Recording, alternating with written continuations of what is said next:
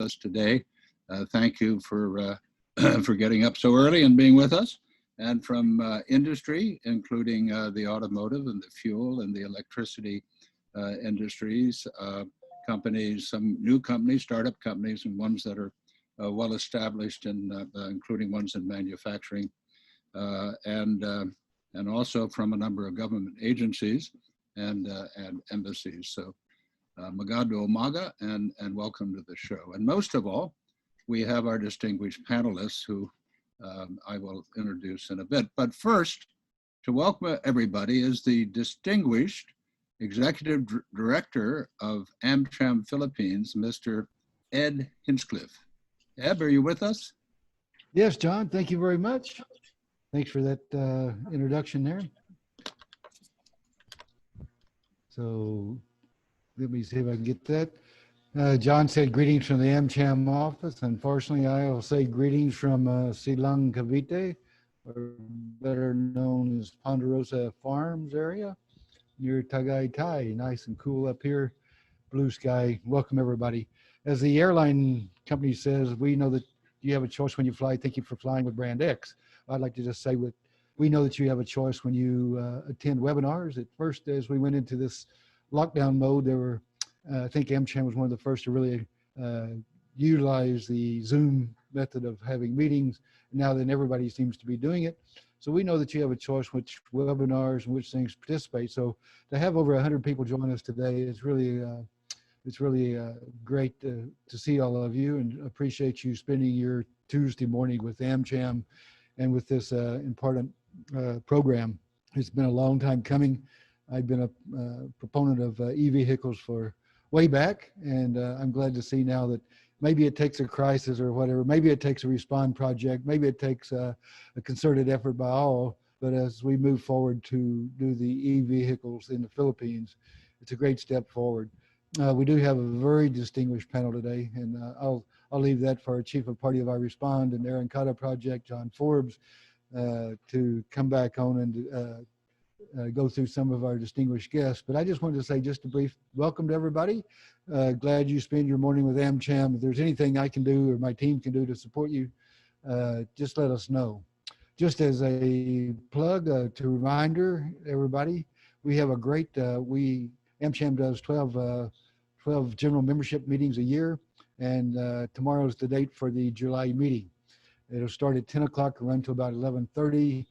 We have the distinguished professor from De La Salle University, Renato Cruz de Castro, a very well-known speaker and professional expert on the South China Seas, and he's going to be enlightening us about his view of what's going on in the South China Sea, or as AmCham likes to call it, the West Philippine Sea. But anyway, please join us tomorrow. If you haven't already signed up, please do so today. Really, it'll be a great program. So with that, I just want to say again, thank you for joining us, spending your Tuesday morning with us, and I'll turn it back over to you, John, and his great team.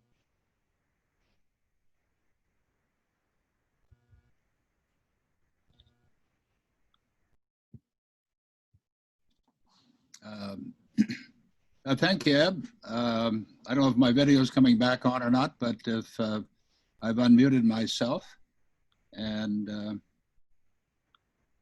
I got my video back.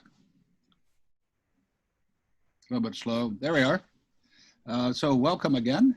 And let me turn to our next speaker, who's going to provide some welcome remarks, is Jenna Diallo. And Jenna is dialed in the evening. She's on the other side of the international date line in Nevada, where she's with her family. And we hope to see her back in Manila fairly soon. Jenna, you may not have heard that the IATF is, well, of course, you're a diplomat, but they're also opening up to permanent foreign residents who are stranded abroad to be able to come back in. Jenna has been in the field of international development for over 20 years after she graduated with a master's in international studies at the School of Advanced International Studies of Johns Hopkins University, and then spent some time with the Exim Bank and USAID in West Africa. But I'm sure, Jenna, when you were At your classes along Massachusetts Avenue in Washington, D.C., you noticed the Philippine Embassy nearby, and you wondered about the Philippines, and then you actually came out here, where you are serving now as the acting director of the Office of Economic and Developmental Growth at USAID. And I'd also like to welcome your colleague, John Edgar, who I see is registered, who heads the environmental office at USAID. And on behalf of AmCham, let me thank USAID for all of the many programs that the U.S. government through USAID is performing in the Philippines and has been doing as grant assistance for many, many decades here. So I'll turn it over now to Jenna.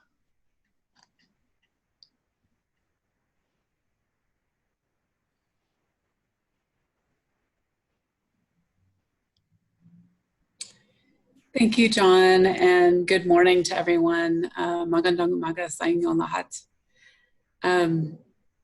Thank you. I'm very pleased to join you here this morning to represent the United States Agency for International Development, or USAID, the development arm of the United States government in the Philippines.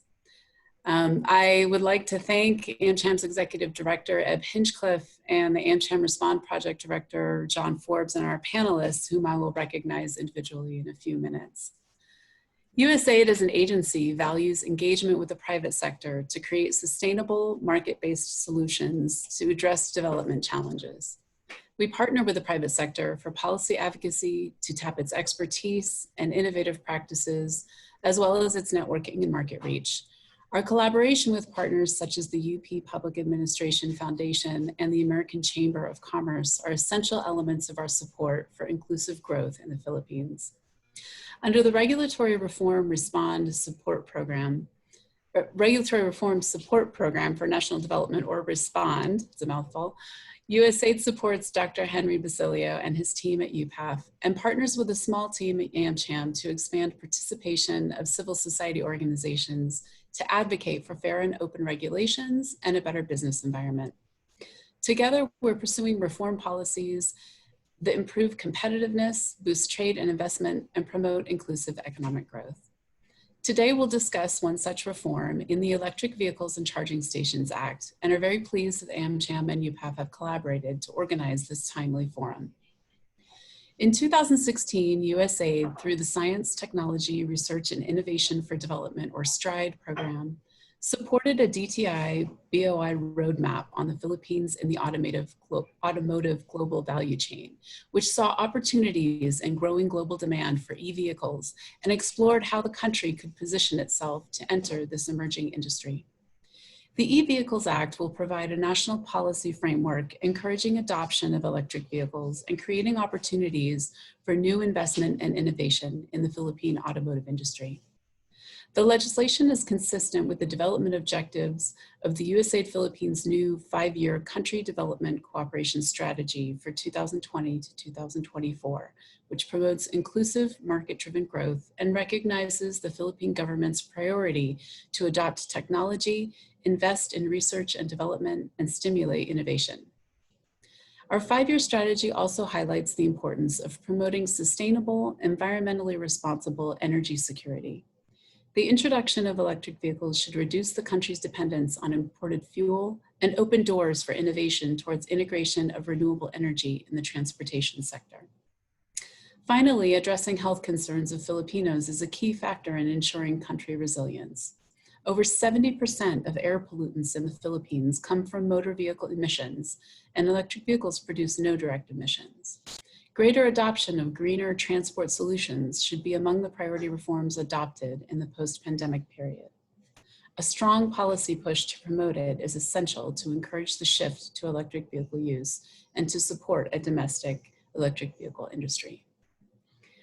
I look forward to a productive discussion today with the experts on our panel, and I thank everyone for being here, and I'd like to recognize them now. We have Senator Sherwin Gatchalian, Chairperson of the Senate Energy Committee, Representative Glona Labad, Chairperson of the House Ecology Committee, Undersecretary Rafaelita Aldaba, Undersecretary for Competitiveness and Innovation in the Department of Trade and Industry, Director Patrick Aquino, Director of the Energy Utilization Management Bureau at the Department of Energy, Mr. Edmund Araga, President of the Electric Vehicle Association of the Philippines, and Dr. Maja Lea Ravago, Associate Professor at the Department of Economics at Ateneo of Manila University. Thank you, and I wish everyone a productive conversation today. Maraming salamat.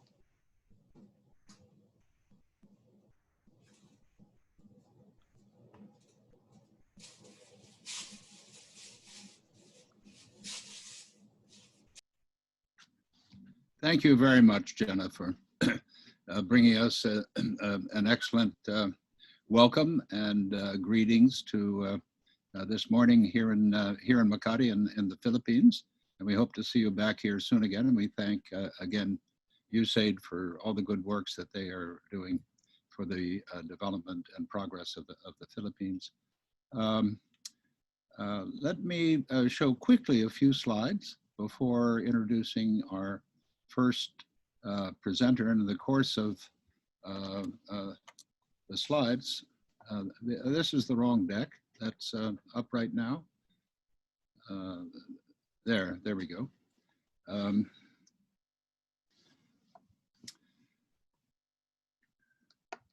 So first of all, people should have received electronically last night a copy of the program and also the bios on most of the panelists. We're going to move along with a series of speakers that I'd like to welcome Edmund Araga, who's president of the E-Vehicle Association of the Philippines. Edmund is a co-founder of this association, as well as a ASEAN association to promote electric vehicles, and was very instrumental in the development of the roadmap, the E-Vehicle Roadmap, which is one of more than 30 roadmaps for different industries that were developed by the Department of Trade and Industry over the last half decade, and particularly under the dynamic leadership of one of our speakers, Undersecretary Odaba, who will be with us a little bit later in the morning. And Senator Gatchalian will be coming up. I'll introduce him when we get to his presentation. And the chairman of the House Committee on Ecology, Representative Glona Labad from Zamboanga del Norte. And the next slide, please.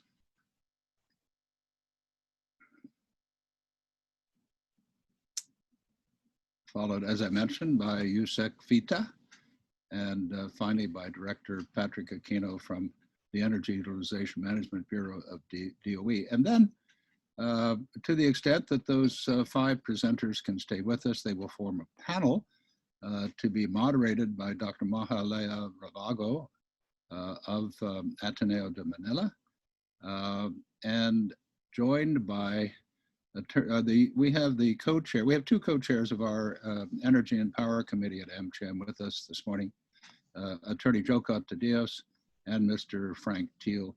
And Jocot was an Undersecretary of Energy about 15 years ago, and is now the regional representative and the Philippine representative for General Electric. Very experienced across the industry. And Frank Thiel has been in energy production and is associated with running the Quezon Power plants on the eastern coast of Luzon. So welcome to everybody who's joined us and will join us. And we hope to wrap up by about 11:30 after Q's and A's. And thank you to all of those who have registered for all of the questions that you have sent in advance, some of which we attempted to answer already, and others we hope to get to later in the course of the day. So next slide, please, just to introduce the topic of the day. And the reason why you are all with us is the Electric Vehicles Law, which is presently before the Philippine Congress. I would note that this is one of 12 bills that we are currently under the AmCham Respond project advocating, and a number of which are quite advanced. I won't go into those details, but just to note that Public Services Act, Retail Trade Act, Foreign Investment Act amendments, foreign equity restrictions in the Constitution, some amendments to the co-op charter and some construction bills, plus open access and data transmission, amendments to the PPA Act, and the Philippine Airports Development Corporation. But today we're doing electric vehicles laws, and you might notice the photographs up above are from the 3 previous in-house AmCham physical forum that we conducted before the quarantine. And then last week we did this really interesting webinar on open access and data transmission. Next slide, please.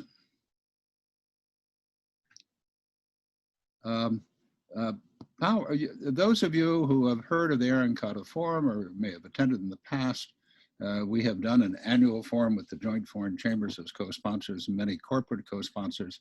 We did our last one, our 8th in November of 2019, and we issued 3 policy briefs, one of which was entitled very simply Power. And in there, we had a page to advocate e-vehicles. And this is simply a reference that we invite you to take a look at, as well as the other policy briefs that you may be interested in, which are illustrated below, all on the website, arancataphilippines.com. Next slide, please. When have you experienced this? Behind a bus? Or look at the cloud over the traffic on, I'm not sure whether that's Commonwealth or EDSA, I suspect it's on Commonwealth out near Diliman.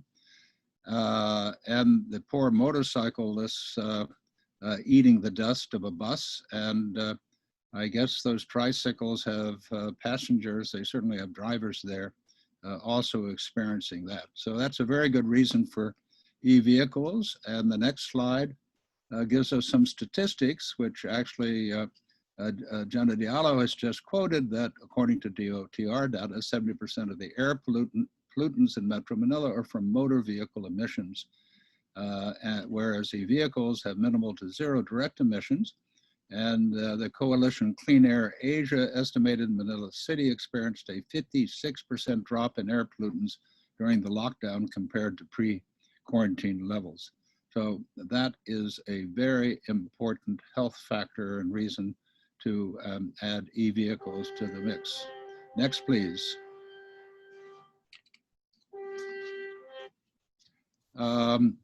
In fact, the WHO has measured the deaths attributable to air pollution globally, and in the ASEAN 6, we see the Philippines is second only to Indonesia at 47,000 in 2016.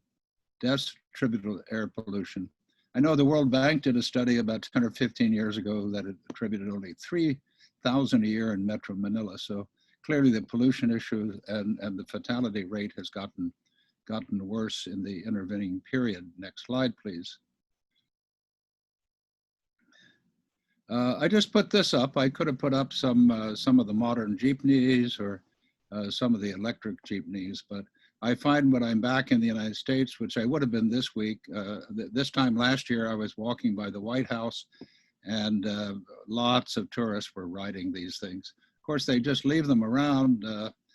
Sometimes they clutter the streets, but we see them increasingly here. This is an example of a personalized e-vehicle that takes up very little space. And I just show it as an example of something we'll be seeing more of, we hope, in the future. And these are here right now. Next slide, please. I mentioned our panelists, and I'm just putting up these nice photographs of Edmund Araga, our dynamic Senator Win Gatchalian, and Representative Gloria Labad, as well as Yusek Vita Aldaba from DTI and Director Patrick Aquino from the Department of Energy. We will now start with our first speaker. Next slide. I will introduce him shortly. You can follow us on Facebook and Twitter and LinkedIn. And I will introduce now Edmund Araga, who I had said in brief has a background in the e-vehicle industry. very active in that business, and I hope he can tell us about that in somewhat more detail, and is a primary advocate of the e-vehicle legislation that we'll be hearing more about from Senator Gatchalian. And as I noted, is not just the founder of the association here and the ASEAN Association, but also is responsible for the roadmap that was done under the sponsorship and encouragement of Yusek Fital Daba. So Edmund, are you with us and ready to tell us a lot more in detail of why we should be adopting strong policies to support e-vehicles in the Philippines? Good morning, John. Good morning. Thank you for the introduction. Though my video is not accessible, okay. Can you hear me clear? I can see and hear you clearly. Okay. There we go. Good morning. Good morning. Okay. So in behalf of Electric Vehicle Association of the Philippines, we would like to thank AmCham Philippines, headed by Sir John, Mr. Hinchcliffe, and Ms. Jenna Diallo for organizing this very productive and fruitful event. It is our honor to showcase to you what is the present situation in the Philippines. So can you run the slide, please, Ms. Sarah? Okay.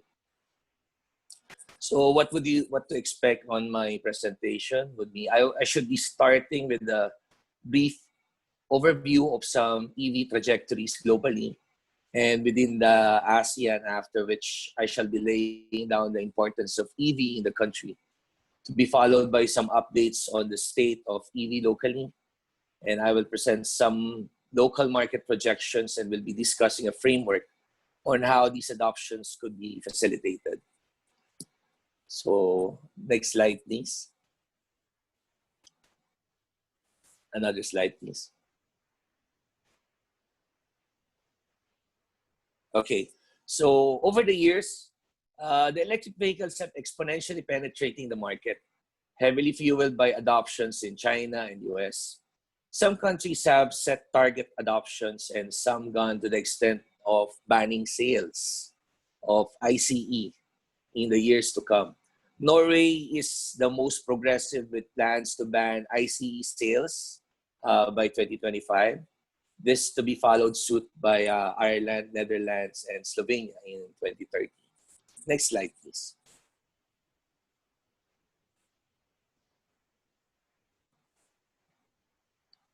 Okay, in the ASEAN, the number of EVs on the road has also been increasing. In fact, the number of electric two-wheelers are expected to be a lot higher than those presented, considering that majority of these smaller EVs are seldom registered accordingly. Next slide, please.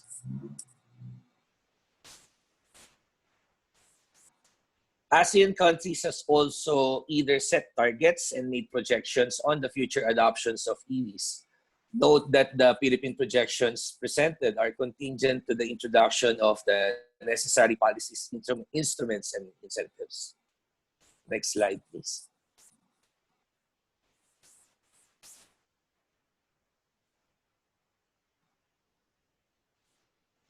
Philippines could be viewed as lagging behind in the development of electric vehicle charging infrastructure. Thailand could be viewed as the most aggressive as they surpass already their target of 690 charging points they set for 2036. While charging points are important in managing range anxiety and facilitate sales, experiences elsewhere showed that electric vehicles could function solely using home chargers, such as in the case of Myanmar, which runs 200 second-hand Nissan Leafs without a single public charging point. Next slide, please.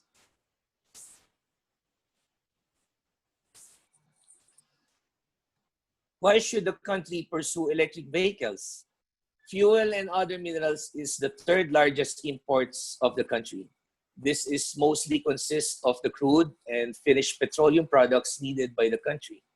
The adoptions of EVs are expected to improve significantly the balance of payments of the country and improve energy security through the lower dependence on imported oil. Next slide, please.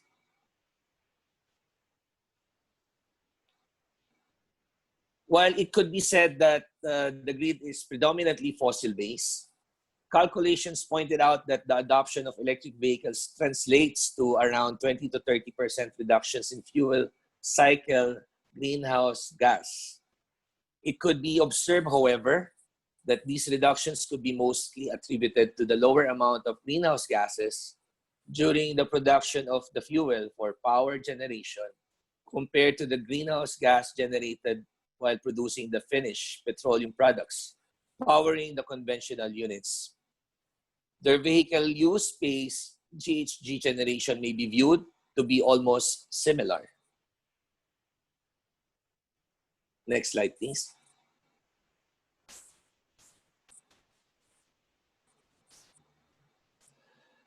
In a recent study that we conducted for the Department of Natural Resources, results indicated that the replacement of old jeepneys with modern electric jeepneys in Metro Manila alone could provide an 18.8 billion peso annual health benefits for the next 15 years. It is interesting to note that the difference in the particulate 2.5 million concentration intensity between the baseline scenario and electric jeepney scenario. The adoption of e-jeepneys are not, however, completely benign in terms of health impact, as pollutants are also produced in the production of electricity that they utilize. The pollutant quantities generated, however, are significantly lower, release a higher point, thus diluting its ground level concentration, effects and release in areas with far lesser population density. Next slide, please.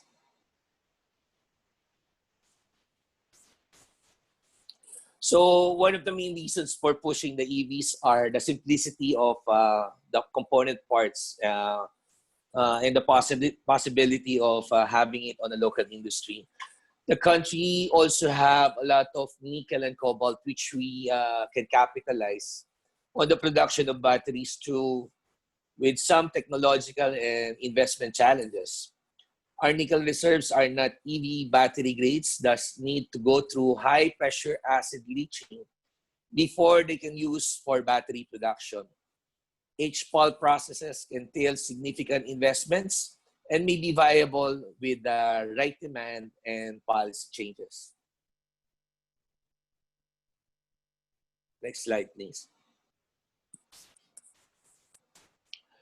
Thailand has been leading the region in attracting EV production investments. Philippines needs to be more aggressive. Should it intends to get a fair share of the pie in the future, the right policies and incentives needs to be introduced now. Next slide, please.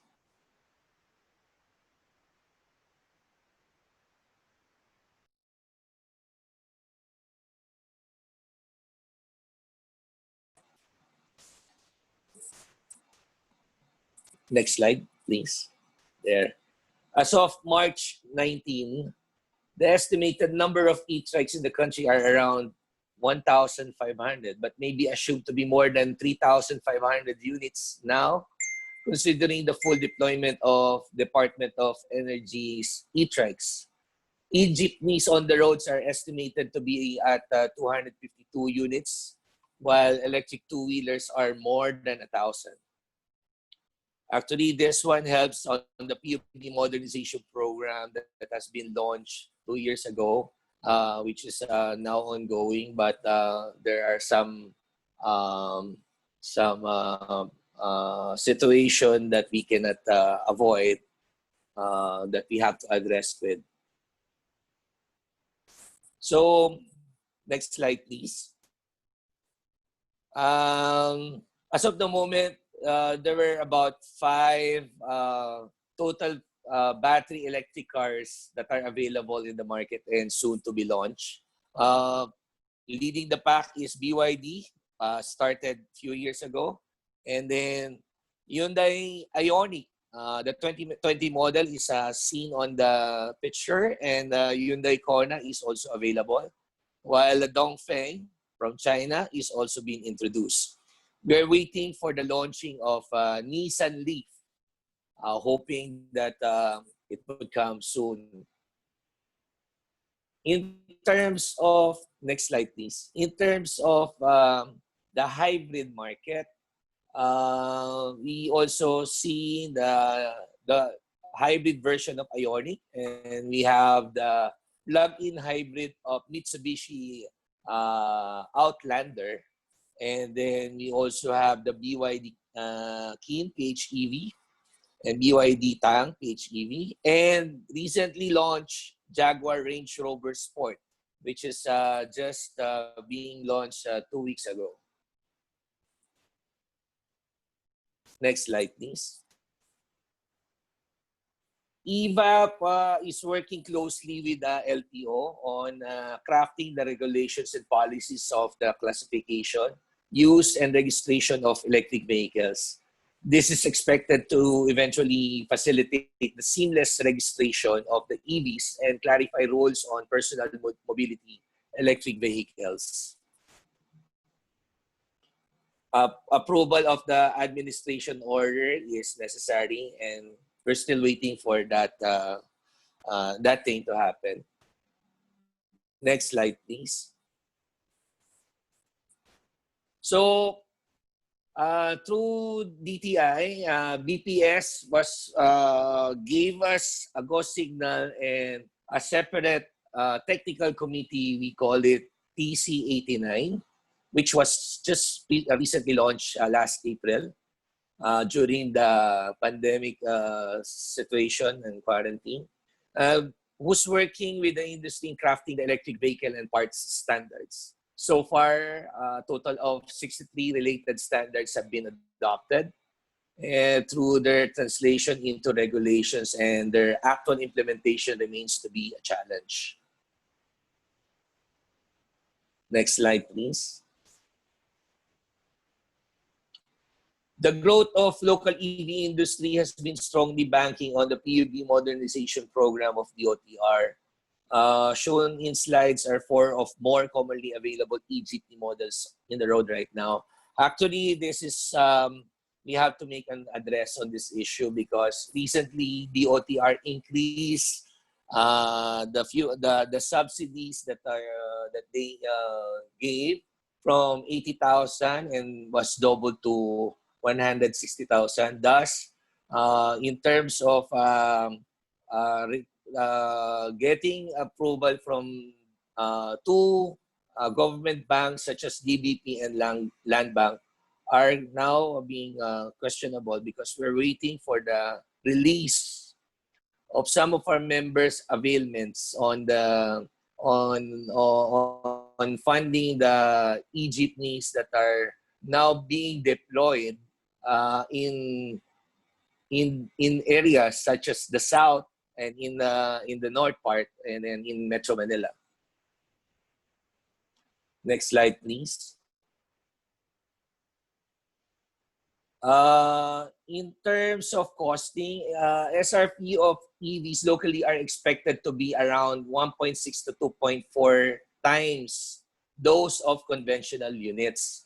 Cost multipliers for plug-ins, on the other hand, are expected to be around 1.4 to 1.9 times difference. It could be noted that importation tariffs accounts for a major component of this cost and further puts EVs in a disadvantage. For considering that ICEs are either produced within the region or locally, thus free from tariffs. On a life cycle cost point of view, BEVs or battery electric vehicles and plug-ins continue to slightly cost higher than ICEs through battery cost reductions that are expected to change this by 2025.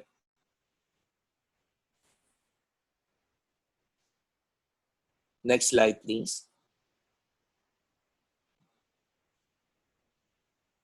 Despite the expected battery cost reductions, considering current taxation and tariff schemes, BEVs or battery electric vehicles and plug-ins are expected to continue cost more than the ICE at least until 2030.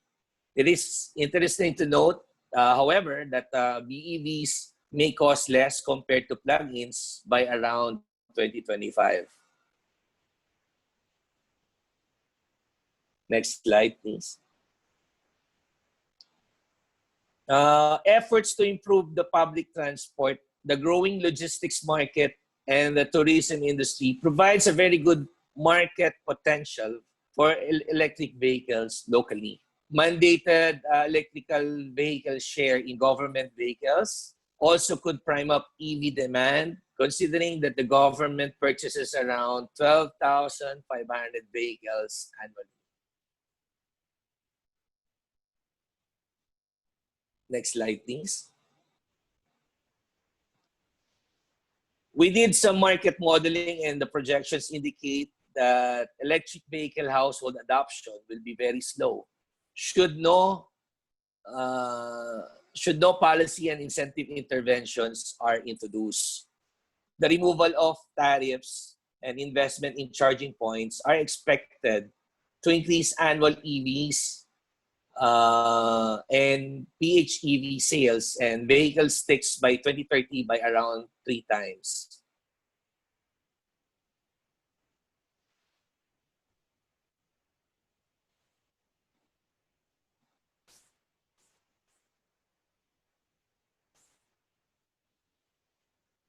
Similarly, introduction of supporting legislations and policies are expected to facilitate adoption of EVs locally in the commercial vehicle segment. The estimated EV stock by 2030 may be expected to be around 300,000, assuming necessary interventions are introduced.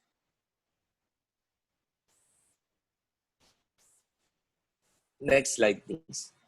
So we really appreciate our champions on the legislative and headed by Senator Win Gatchalian for his Senate Bill 1382, and also Representative Bernos and for the House Bill 4075 and another House Bill that was being sponsored under 4391.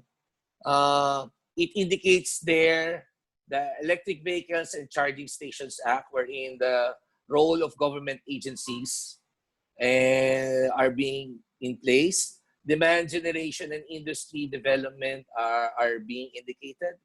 And the incentives that we're clamoring on a timeline base for us to jumpstart and give a big blow on the industry of electric vehicles. Next slide, please. Okay, so bringing Philippine electric vehicles forward, an integrated approach consisting of industry development, demand generation, price reduction, and charging infrastructure development will be needed to push EVs forward. It would require a concerted and coordinated effort among the various government agencies to effectively facilitate local EV adoption. One without the other would greatly limit the effectiveness of the program. So the cycle comes out with better energy security, lower importations, more vibrant local economy, and lower greenhouse gas emissions, and smarter and greener living are its outputs. Next slide, please.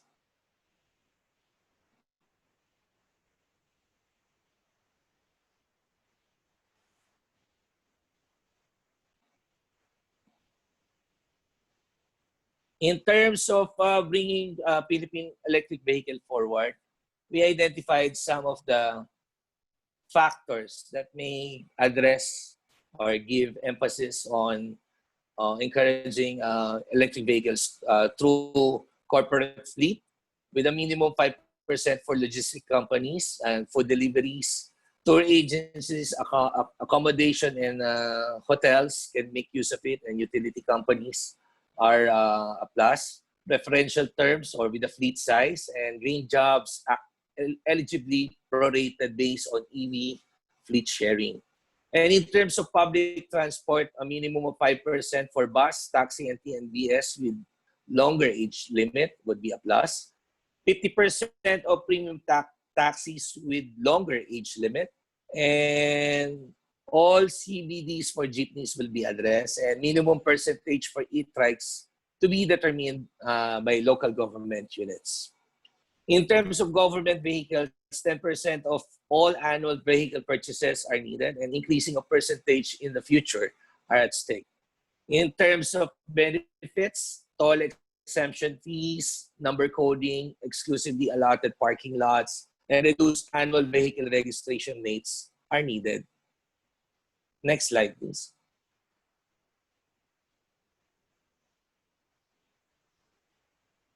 In terms of importation tariff exemption, to cover both battery electric vehicle and plug-in hybrid electric vehicle, and minimum battery range should be explored in the future. Right now, tariff on electric vehicles are still at 25 to 30%, while on the ICEs, it's only depending on origin of country that you are going to import with, in China or coming South Korea or in Japan. So we are higher than the cost of the ICEs. In terms of excise tax exemption, although battery electric vehicle is no longer don't have any excise tax, we also lobbying for public plug-in hybrid electric vehicles as well. We also look into perception of value-added tax reduction exemption to be applicable, required adoption as indicated in demand generation, and 50% reduction for all other purchases until 2025. And then I do believe that later on, Yusek Tita Aldaba would discuss this under the EV Eco PUV program or in similar cars program to focus on e-jeepneys and e-buses, and additional incentives for each locally sourced major part is a good option. Next slide, please.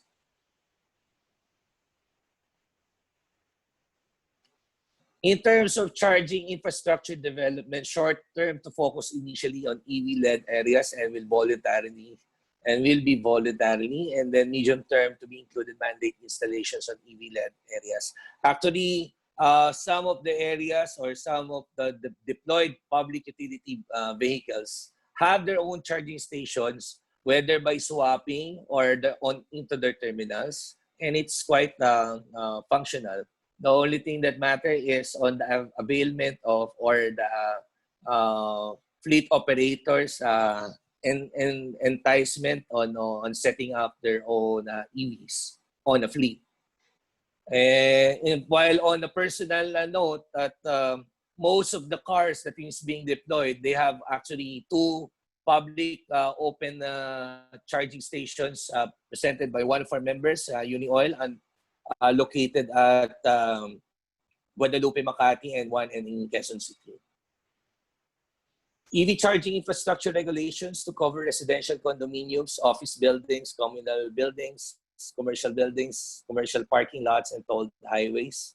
And corporate tax incentives and CSR program is a must. So in dealing with this infrastructure regulation that is part of the EV Vehicles Act that is waiting for approval is in place.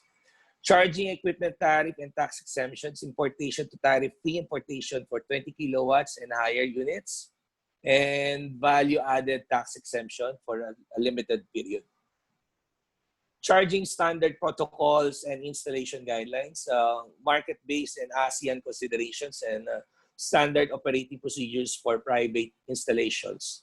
Streaming of local government units permitting processes is a good chance. And then reduce power rates and charging rates setting, development of charging rates setting regulations, exemptions, and from payment of subsidy shares, approximately 75 centavos. Demonstration programs such as multi-staker with government as a key player, demonstration of various charging system models, and provide proof of concept of plan regulations. Next slide, please.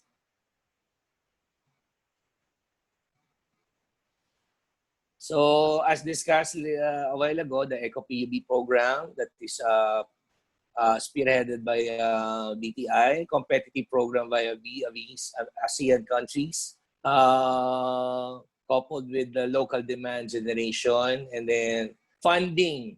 That is the main issue, wherein only government banks are really open into it, and we really rely and counting on commercial banks to give us some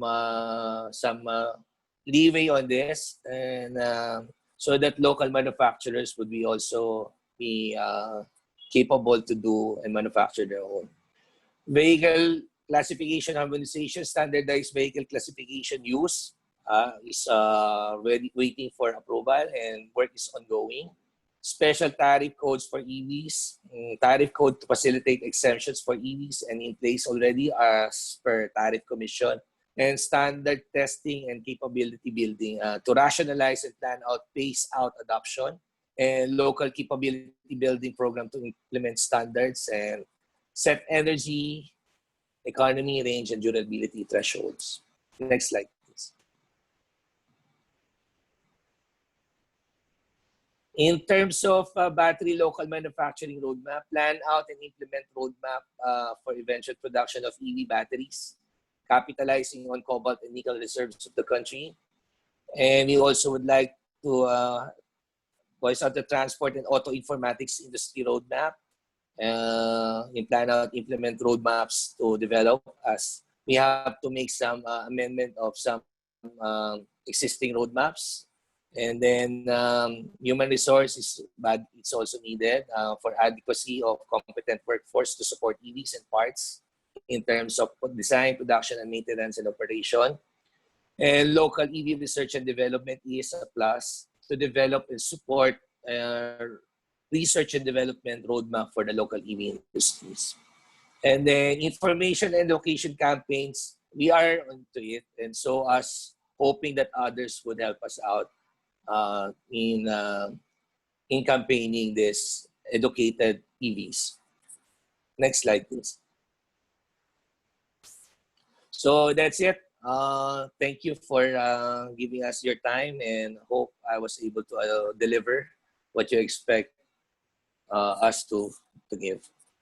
Good day, sir. Thank you.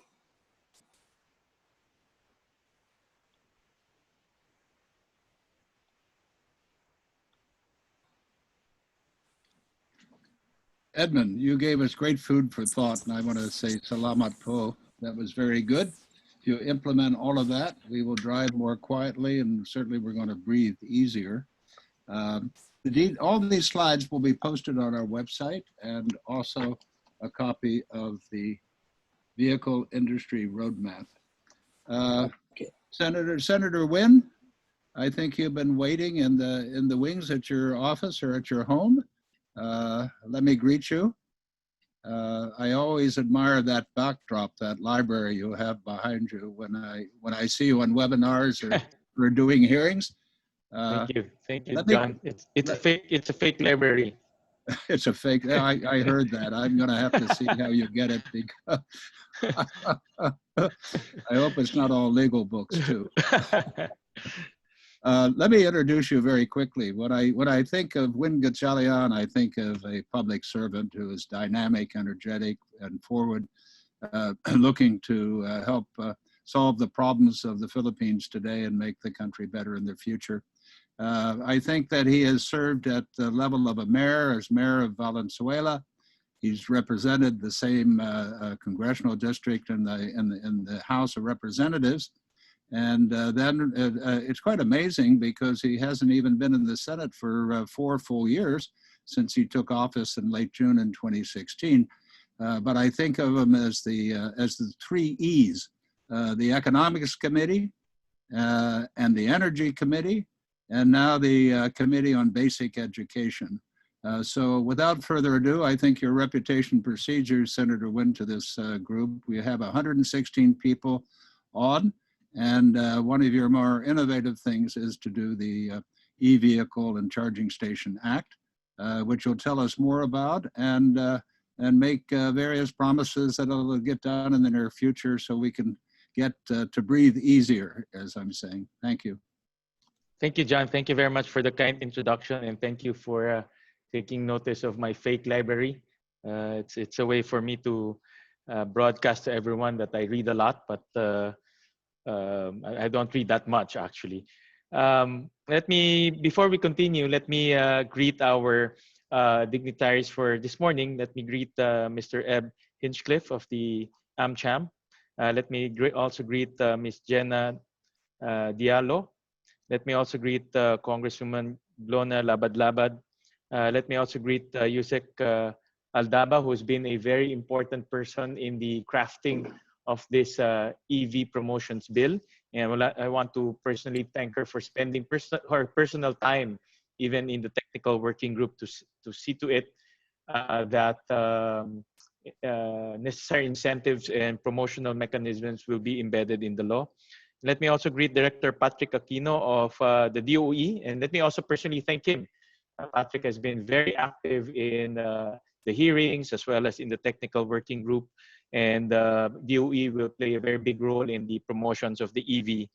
And let me also greet Edmond Araga, who made my life much, much easier with his very comprehensive presentation. In fact, a lot of our information, data, and statistics came from the group of EVAP. EVAP engaged Dr. Briona, who is a well-respected researcher in the academic world, and EVAP is very serious in promoting electric vehicles in the country, that they engaged Dr. Briona, who gave us a lot of in-depth research on EVs. Let me also greet Jokot, Attorney Jokot de Dios, who's here with us, and Mr. Frank Tiel of AmCham. Once again, thank you very much to AmCham, to John, for inviting me to this webinar. And let me just share with you my power bill we are now tackling.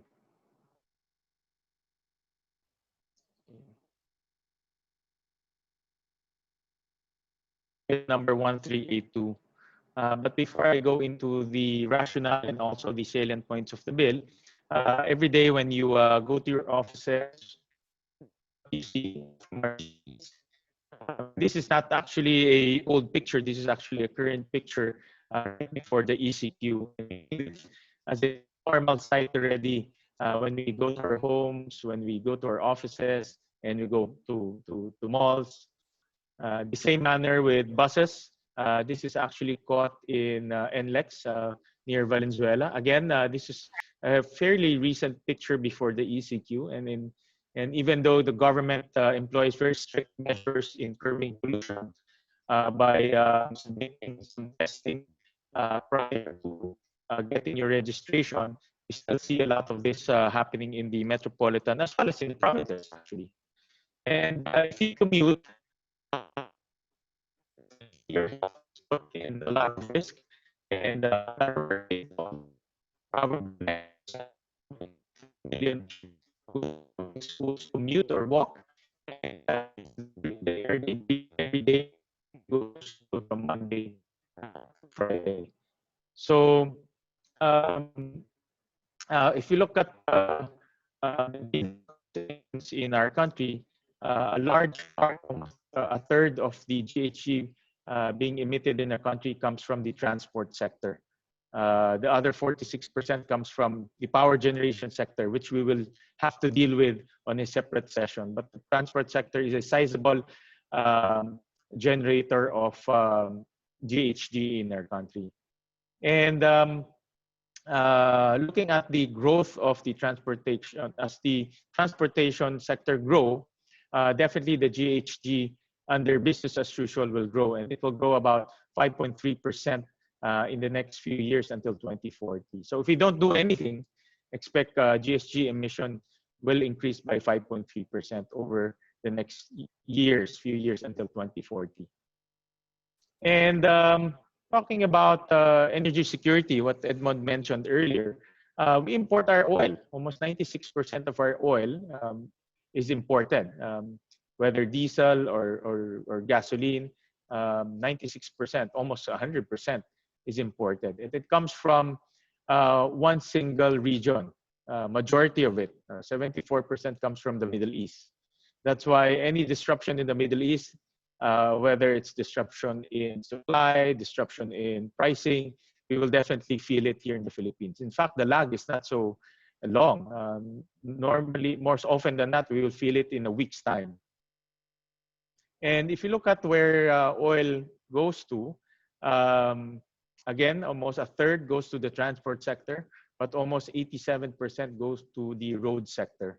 That's why majority of the refined petroleum products that come to the country go to the transportation sector. So in effect, if you want to reduce GHG in our country, you hit the transport sector. If you want to increase energy security in our country, again, you hit the transport sector. That's why a rationale for promoting e-vehicles is to improve air quality, improve the environmental conditions of their country, and definitely improve the energy security of the country by reducing oil importation. There are a few good signs happening in the EV sector, and this is the determined participation and increased participation of China. China is actually the biggest manufacturer of EV and the fastest growing manufacturer of EVs in the whole world. And we all know that once China gets into manufacturing, prices will drop. And China is not only going into the manufacturing of the vehicles itself, but also the manufacturing of the components, and most especially the batteries, because the batteries is a very important component that can reduce the price of EVs. So China is going into the EV market and its components as well as batteries in a big way. And if China goes in a sector that you expect prices to drop, and we can see that the prices of batteries has dropped significantly for the last 10 years, has dropped almost 89% since 2010. This is a slide taken from Bloomberg Energy Finance just recently. And there's also an inverse relationship between pricing of battery and also the adoption of EVs. As we can see from the red triangles, prices of batteries have gone down significantly, and the blue bars represents the adoption of EVs globally. And you can see there's an inverse relationship. Once the batteries has gone down in pricing, you expect adoption will go up eventually. And this is actually one of the most important slides that I will be showing to you. The decrease in taxes of battery, the decrease in pricing of EVs, especially in battery costs, will lead to a parity by 2024. So by 2024, we can expect ICE vehicles will be at parity with EVs. And majority of that reason is because batteries has gone down significantly over the few years. I heard Edmond mentioned earlier some of his modeling is about 2025 and onwards. But definitely within 2024 and 2025, we'll see some form of parity between EVs and ICE vehicles because of the reduction in pricing of batteries. And if you can see in other countries, depending on the subsidies that they are giving, you can see parity coming in the next 2 to 4 years. In the US, some of the EVs vehicles will be parity with ICE vehicles by 2022, some of it by 2024. But you can see that it will eventually reach at some point of parity within 2022 to 2030. So in other words, EV is the real game. It will come to our shores eventually. It's already coming to the shores or reach the shores of a lot of the countries, and they're forecasting a lot of parity in the next few years. So our country should be ready with our policy, should be ready with infrastructure. We don't. It's a bad idea to wait for parity to happen, then invest in infrastructure. It's better to have the right policies, the right infrastructure, and the right incentives, as Edmond mentioned earlier, before the parity hits our shores, so that when it happens, we're ready to roll out EVs in a big way.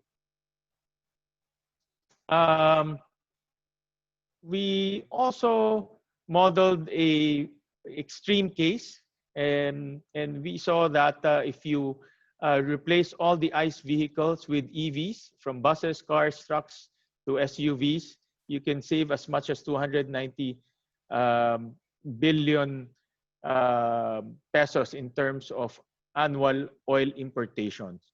So this is the amount of money that we can save in terms of importing oil. So let me just discuss with you the salient points of 1382. I'll discuss the most important points, and I'll go through it fairly quickly. First of all, the goal is to develop the entire electric vehicle industry. In the beginning, when Edmond and I were discussing this bill, we were only looking at the adoption of electric vehicle. But in one session in the Senate, I bumped into Secretary Mon Lopez at the toilet while using the toilet, and he mentioned that instead of promoting utilization of EVs, let's promote the entire ecosystem and the entire value chain. In this case, we will also develop the manufacturing industry, the manufacturing of its components, as well as human development. So we shifted from just purely promoting e-vehicles and the infrastructure that goes with the e-vehicles into promoting the entire e-vehicle industry. And in this bill, we will also make mandatory the installation of charging station in public and private buildings. And we will also introduce some fiscal incentives, which I will discuss later on. Most important is coming up with a roadmap for electric vehicles. And this will be drafted by the Department of Energy in cooperation with DTI and the other government agencies such as DOST. The roadmap will have 4 important components. DOE will draft the roadmap for the e-vehicles and the charging station itself, meaning the whole ecosystem. DTI will be in charge of drafting the roadmap for manufacturing, and human resource, DTI, and of course, we want to harness the human development and the innovation portion of e-vehicles. So DOST will draft the research and development portion, and this will be put in a one big roadmap for the EV industry. The law will mandate dedicated parking lots with charging stations in public and private buildings.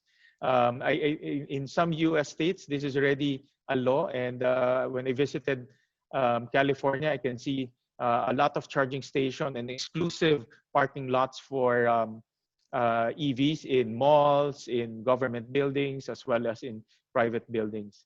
And this is a very important component of the bill because it will develop the infrastructure for EVs. The role of government is also spelled out in the bill. DTI will be in charge of the whole manufacturing industries that will include manufacturing industry of EV that will include the EV itself, charging station, batteries. Edmond again made mention earlier of the potential of battery manufacturing here because we produce our own cobalt and nickel. This was greatly debated in the hearing, and we listened to the suggestions of EVA that we should include batteries in the manufacturing of the manufacturing sector of EVs. DOE will promote the EV use and develop the infrastructure, charging infrastructure hand in hand. This cannot be mutually exclusive. EV use and charging infrastructure should go hand in hand and develop simultaneously. And in the bill, we will also mandate green routes, in which DOTr will, together with the LGU, will identify green routes that will be used exclusively for EVs. And ERC will have to regulate the rates that the DUs will be charging the charging station, because we also expect that there will be what we call independent or third-party charging station that will put charging station in different parts of the country. And this is actually the most colorful and the most controversial to the DOF. And I think when you talk about incentives, no group has better understanding fiscal incentives other than AmCham. And John is very passionate about the topic of incentives, whether it's train, create, and other tax reform laws. And we spent a lot of time in the fiscal incentives provision of this bill, because we all know the sentiment and the appetite of DOF when it comes to fiscal incentives. Nevertheless, I'll be included fiscal incentives in the bill because, like what Edmond's chart showed earlier, we cannot develop the industry if there's no demand, and we cannot create demand if the pricing of EVs are very expensive and it's not affordable to people. So incentives is a way to lower down pricing of electric vehicles. That's why we included tax incentives for also include tax incentives for utilization, and the incentive is about EVs and charging equipment. And this is the usage of one might say this is a dream for the Philippines. We're not exactly known for car manufacturing, as probably as well known as Thailand, but we want to make sure that this provision in the bill, so that if the opportunity comes and the country can be a manufacturing hub for EVs or its components, we have the incentives that is already built in the law. The incentives here has two parts. One, we patterned it after the cars incentive program, similar to EO182. And the other one is we included the manufacturing in the investment priority program under the Omnibus Investment Code. And just to give you an idea, earlier Edmond mentioned that, I have to mention Edmond because he's really the guru when it comes to electric vehicles and its industry. He made mention earlier that the pricing of electric vehicles is 1.4 times to 1.9 times the price of ICE vehicles. And it's true. If you look at let's say a hybrid EV, the current suggested retail price is about 2.3 million. And if you included all the incentives as stipulated in the bill, you can reduce it by 37% to 1.4 million, making it much more affordable. If you go with a 100% battery electric vehicle, it's 3 million on the average, the entry-level cost. If you again include all the incentives as specified in the bill, you can reduce the suggested retail price by 31% to 2 million. Still quite pricey for a ordinary family who wants to invest in EVs, but nevertheless, it makes it very competitive. If you look at globally, there are a lot of countries offering different types of support to EVs.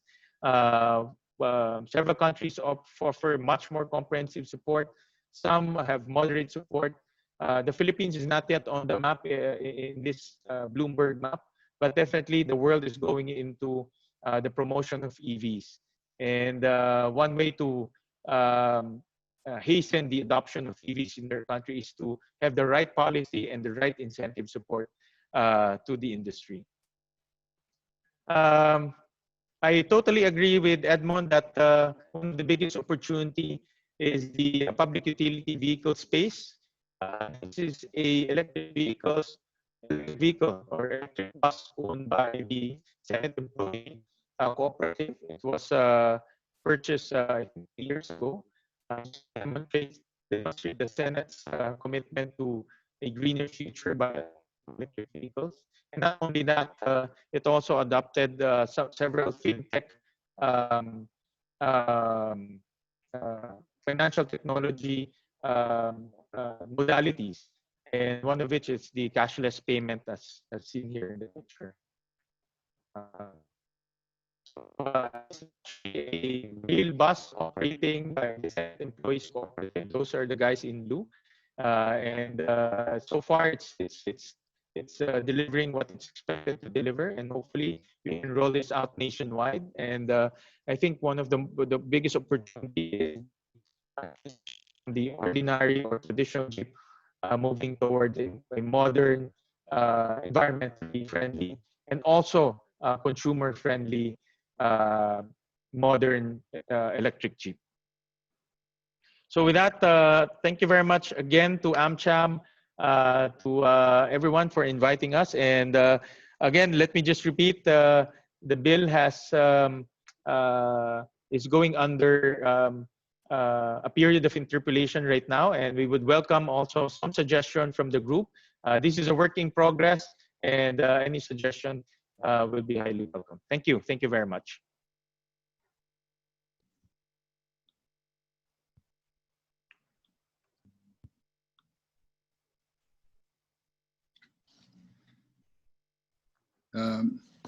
Senator Nguyen, that's a fantastic follow-on to Edmund's. This is a real work in progress, and we are enthused to see it implemented as soon as possible. We've had a slight change in schedule. Kong Glona is having a little difficulty in connecting, and while she works to fix that, I'm going to ask the distinguished Undersecretary of DTI, Fital Daba, to please come on. I understand she is standing by. Can we see Undersecretary Aldaba? You know, we've been working with for many years with Dr. Aldaba at PIDS, where she was responsible for many innovative studies, and we're delighted when she joined the Board of Investment a number of years ago. I think it's almost a decade now, time flies, that we've been watching Dr. Undersecretary Aldaba enthusiastically push the country towards innovation and manufacturing with annual summits, et cetera, et cetera. And I found in my conversations with her that one of the areas where she sees the greatest potential for the Philippines and is most enthusiastic is in e-vehicles. And the foundation, of course, would be the Senate bill that Senator Gatchalian has just described, but there's much more to it. And I'd like to welcome an excellent friend and a great public servant of the Philippines in Undersecretary Fital Daba to our program today. Hello, Fita, welcome. Hello. And good morning, everyone. Thank you to AmCham, to John, and to Eb for organizing this webinar. And of course, thank you to our champion, Senator Nguyen, for really putting together SBN 1382 in order for us to really be able to fully develop and grow this industry. I would just want to share my screen, okay?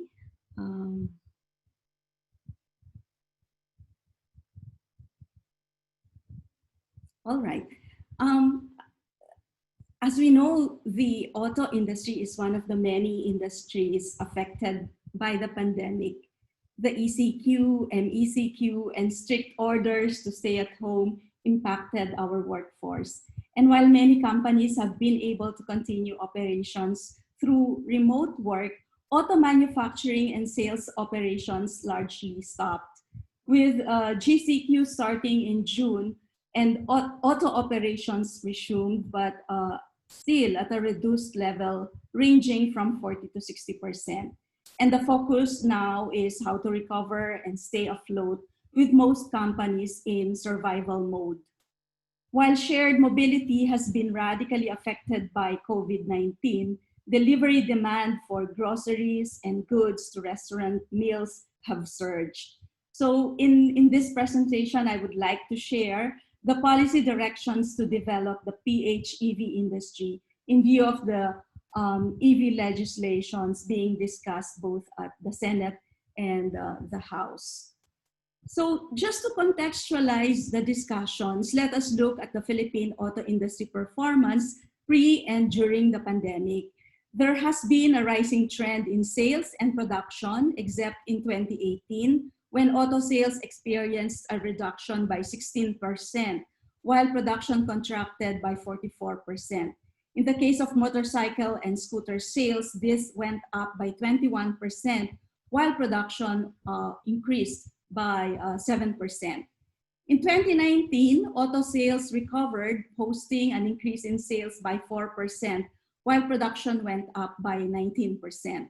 Motorcycle and scooter sales increased by 7%, while production contracted by 8%.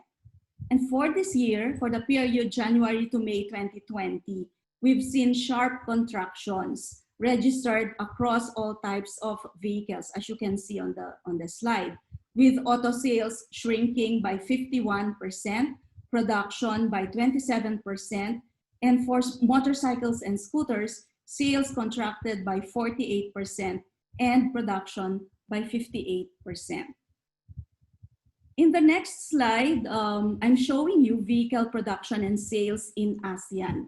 And as you can see, the ASEAN auto showed considerable growth, fueled by the region's growing middle class and strong economies. And though they have the lowest sales and production in ASEAN, we also see rising trends in the Philippines and Vietnam. Now, in terms of trade, Edmond also highlighted this. The Philippines is largely dependent on motor vehicle imports. As the graph indicates, we have been posting huge trade deficits in auto and auto parts with Thailand, Indonesia, and Vietnam. The next slide shows that our participation in the auto global value chain is quite limited. For parts and components, we are strong only in wiring harnesses. For systems modules, our strength is primarily in the chassis system, followed by electrical and electronic system. Our major participation is in final assembly and domestic sales, along with replacement parts. So this more or less explains the huge trade deficit that we have vis-a-vis our neighbors.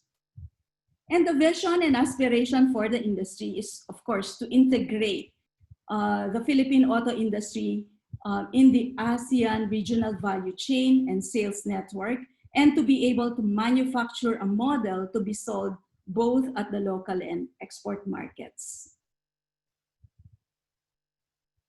Well, as also earlier pointed out, with severe air pollution and threats to public health, we've seen many governments increasingly implementing policies to encourage EV adoption.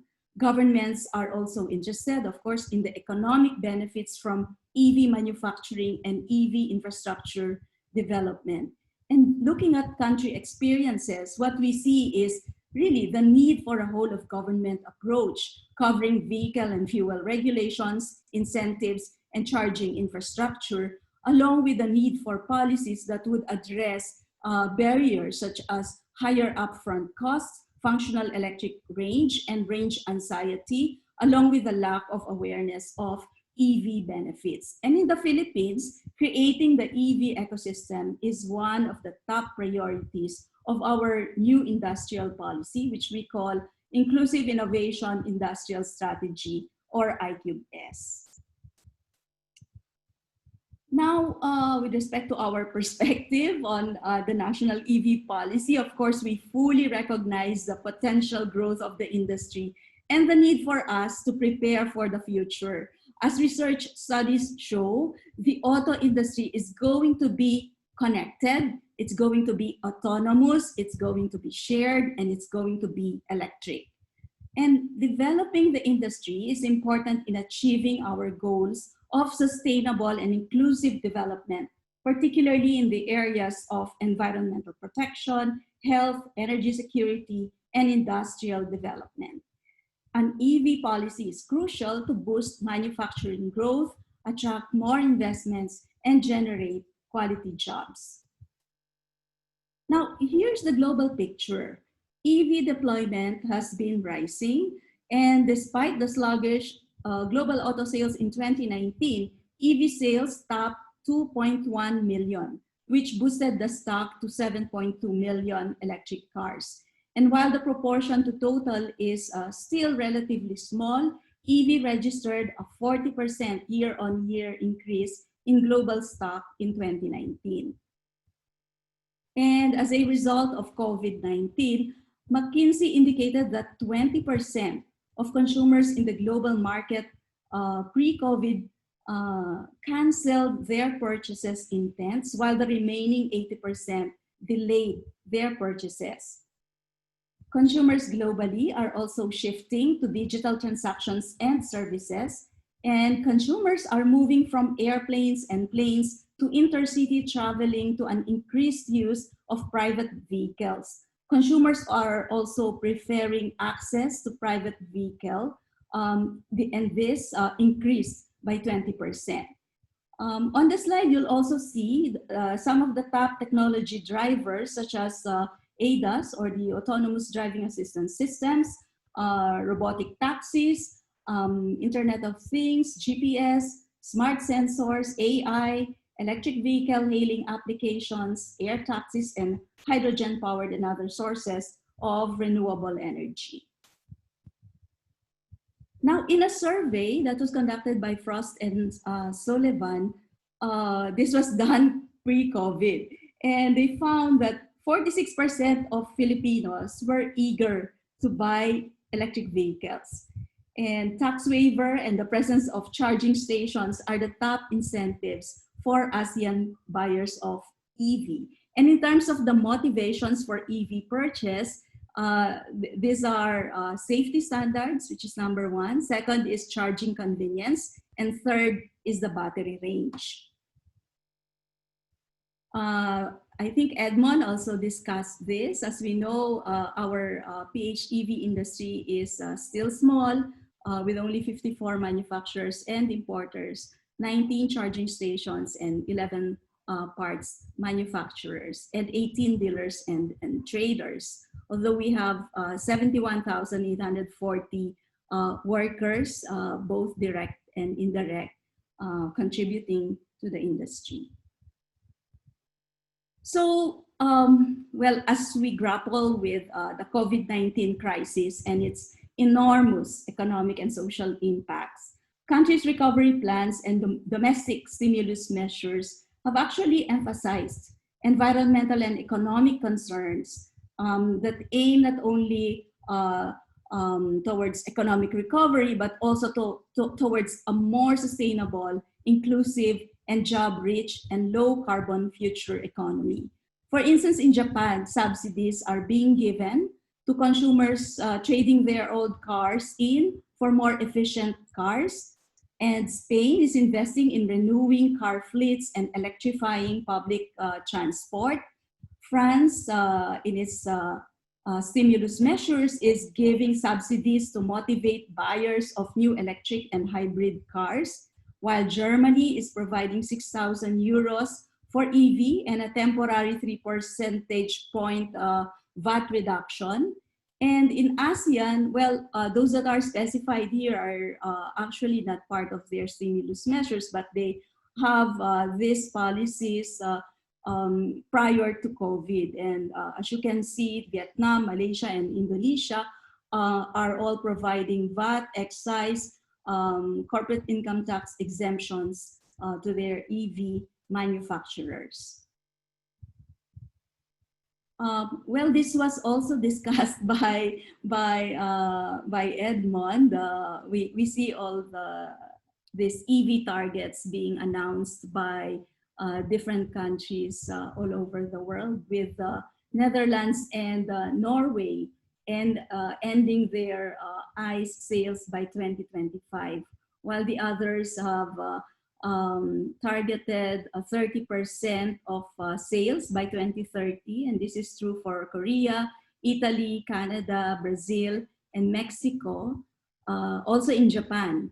While Germany also is going to end ICE sales by 2030, along with India, the UK. UK, it's 2040, while France, it's also by 2040, they would stop their ICE sales. Now, with respect to the targets in ASEAN, Vietnam, Indonesia, Malaysia, and Thailand have already released their EV targets for 2030, and these are what you can see on the slide.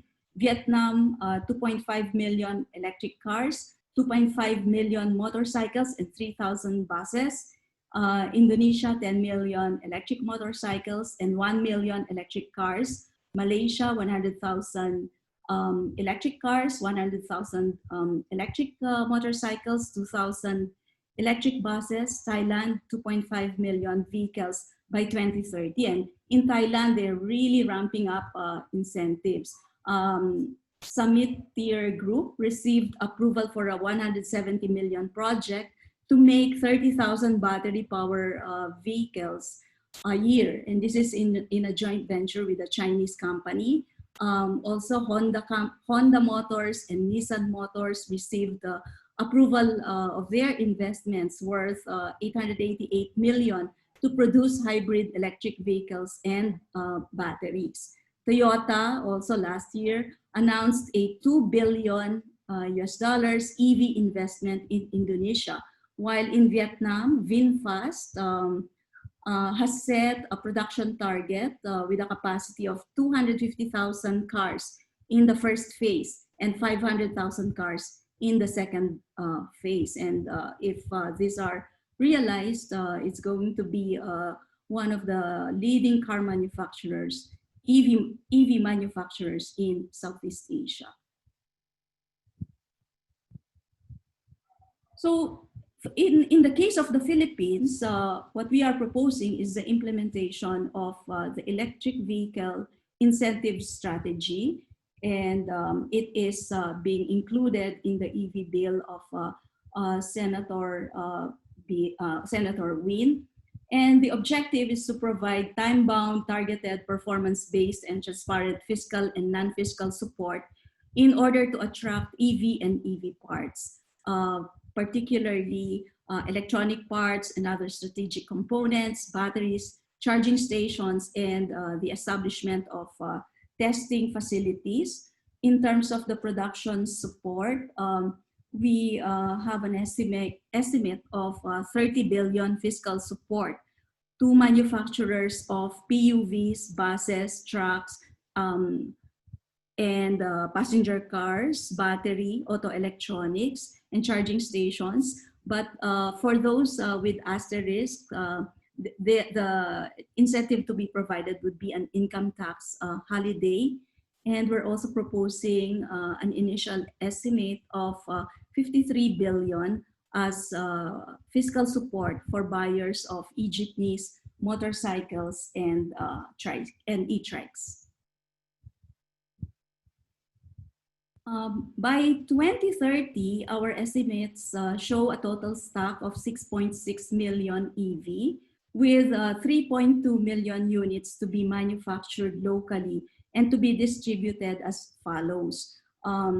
72,250 PUVs And this would be, the target is to manufacture all of this domestically.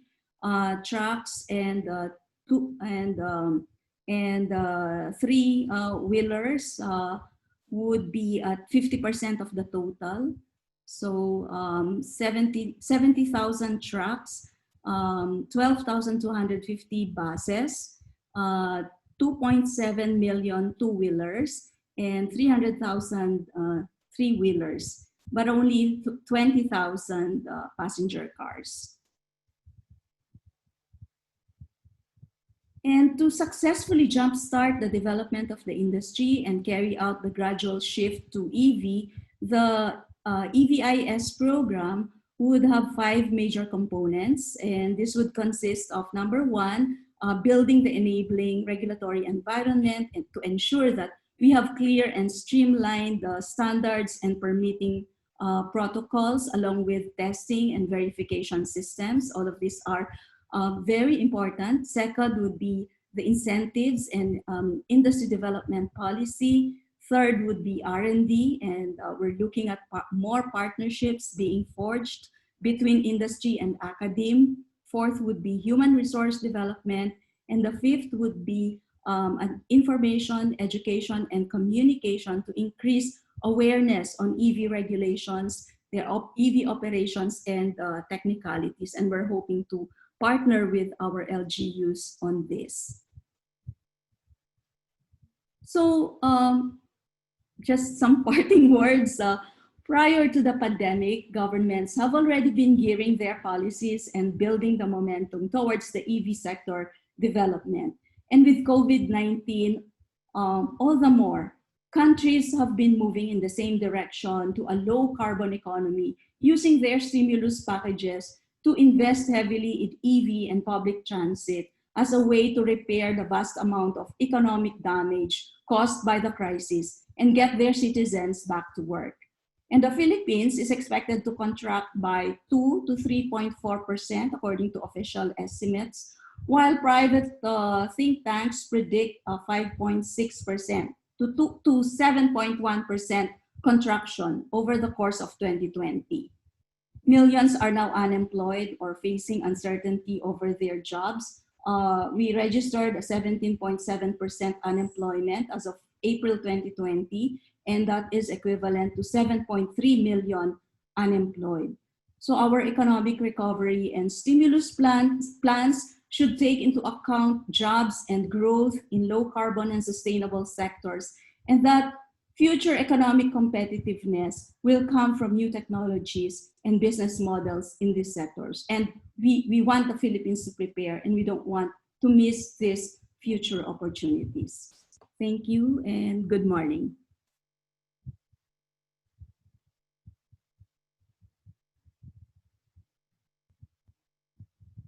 Back to you, John. Yeah, I'm coming on. I'm just going to start my video here. I like that. We have the Philippines has a vision. It's going to prepare, and it's going to make sure that hopefully Vietnam is buying cars made in the Philippines and not the opposite in the next decade. That's really a great presentation, Yusek Fita. It's added to the day, and we'll have it up on our website as well. And thanks to the participants. We've had 116 participants that have been holding on throughout all of this, trying to keep up with all of the inspiring presentations. Konglona is still, I think, trying to get onto her phone and make her presentation, but she's asked if we can go on to Patrick, Director Patrick Aquino. Patrick, are you there?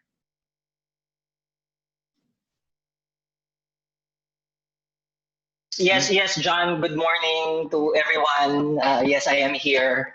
Let me briefly introduce you. We've known you for the last 10 years. I recall the meetings we had in Secretary Latia's office when we were worried about brownouts, and about once a month we get together. And I said, here's a bright young guy that the Civil Service has put into a very important department. And I'm pleased to watch your career as you move through the that role as Chief of Staff to the Secretary, to be the head of the Information Technology Management Service, and now in the Energy Utilization Management Bureau.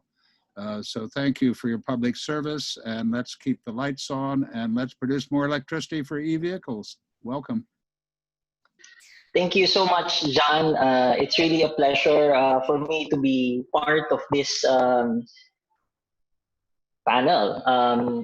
Again, a big shout out to our partners in government, my fellow workers in government, Senator Gatchalian, the Honorable Representative Labad Labad, and then Yusek Fita Aldaba, our colleagues from the private sector here, Mr. Araga of the EVAP.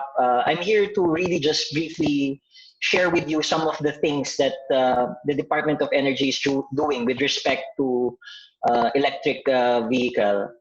So these are just the energy perspectives. Again, my job here has become a lot easier because our esteemed panelists have already gone through the points why electric vehicles and the charging infrastructure is a must for this country. But in terms of the energy perspective, just to recap essentially why the Department of Energy is hammering and supporting this particular measure, and we're very pleased that AmCham is doing the same, is that yes, the transport sector does account for the largest share in the demand, as you can see here from the actual figures all the way from 2000 and as projected to 2040. And it is indeed growing at the second fastest pace among the sectors.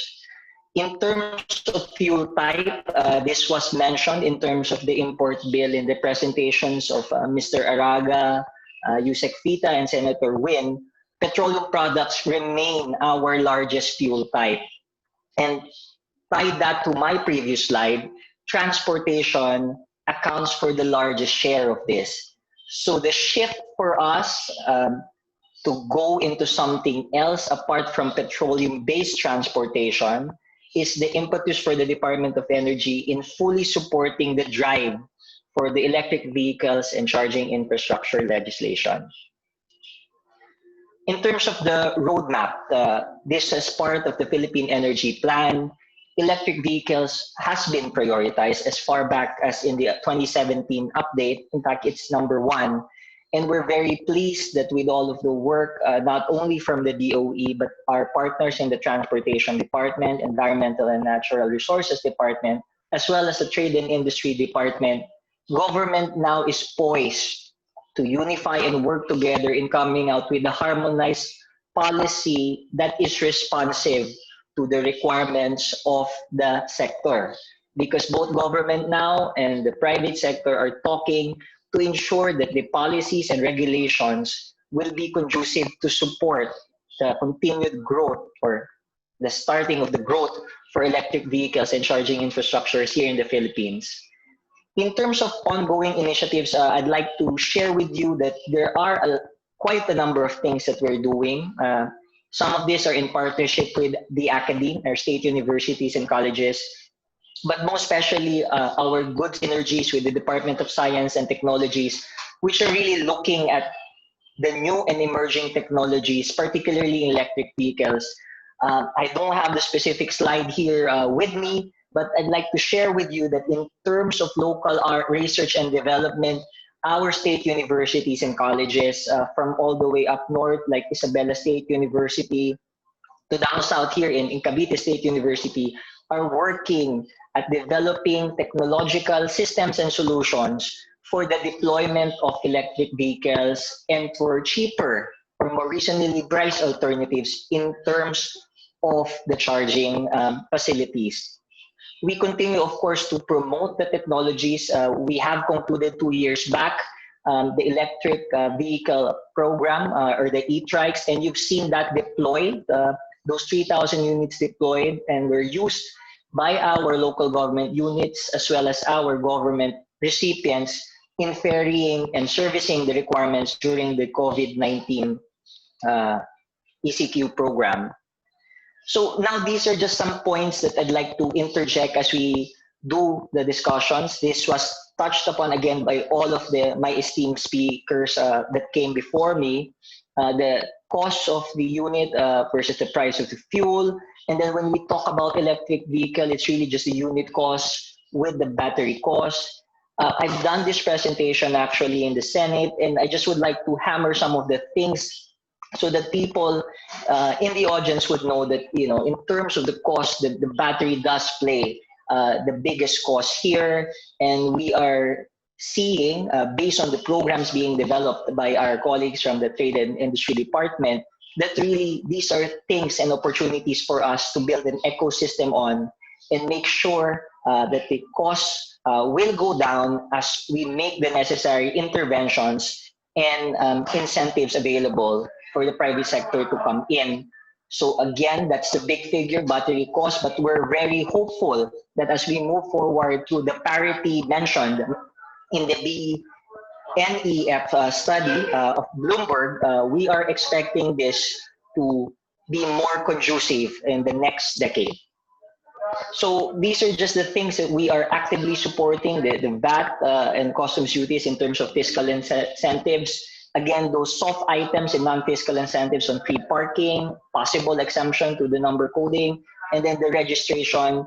There are other things on the table, and this has been part of the tremendous work that the technical working groups in the Senate, and hopefully we will extend the same enthusiasm in the House of Representatives once both the committees on the ecology and the energy meet together, because there's quite a number of legislations for disclosure purposes that tackle the same set of things but are being heard in two different committees. That was graciously pointed out. I think Busek Pita was with me in the first meeting of the House Committee on Energy on this parallel bill of this, or the counterpart bill of the measure of Senator Gatchalian. And we really look forward to moving forward for this. And then actually, that's just the slide. Rest assured, of course, the Department of Energy is committed to work with the stakeholders and to work with all of you in delivering on all of the things that we need to do. As you can see, great things happen when all of us work together.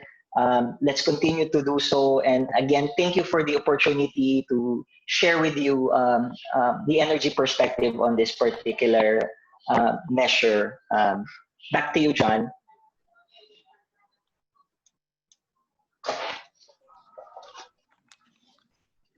Thank you, Patrick. Thank you, Director Patrick, very much.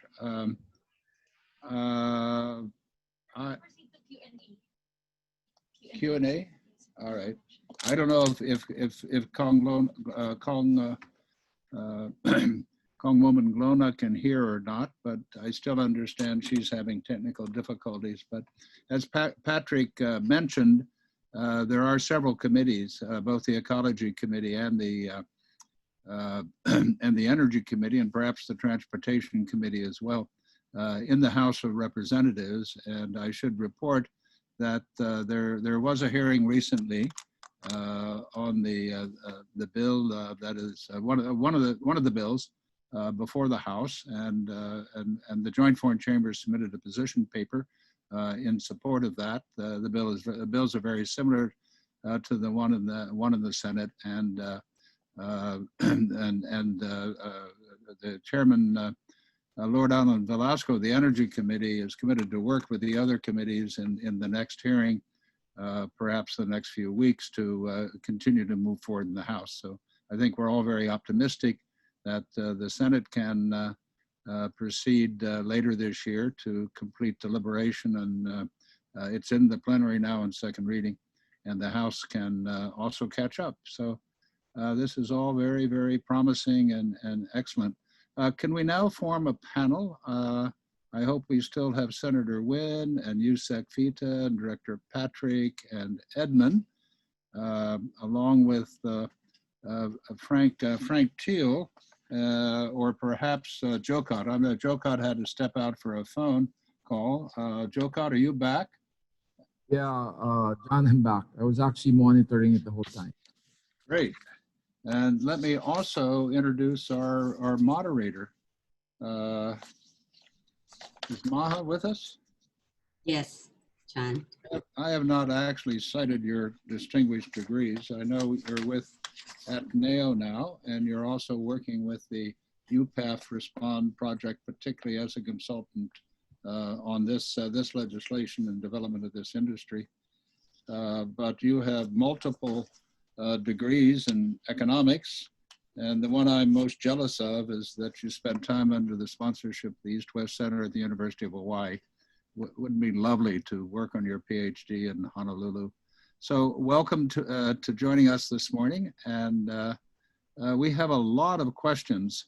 There are about 18 questions, including from media, from the ANC. I see there's some questions, and many individual questions ranging all the way to whether or not e-vehicles include ships. So I leave it to Maha to get the questions started. Thank you. Okay, thank you, John. Good morning to all. I'd like to commend first the members of the panel for a very interesting and enlightening discussion we just had today, and also for your efforts in promoting this initiative on electric vehicle. So we've received a lot of questions and they're already pouring in the Q&A box. Please continue posting your questions in the Q&A box because we will not be doing the raise hand function in the Zoom. We might not have time to entertain all the questions, so I also invite all the panelists to directly answer the question in the Q&A box. So you can just click on the icon below. We've also received questions in advance. Let me prioritize that, and we've actually grouped them into several items. One would be on the timeline or the so-called roadmap of this electric vehicle bill. So one question would be, how long do you think it will take for the Philippines to adapt the use of e-vehicles for its public and private transportation? What is the future of e-vehicles?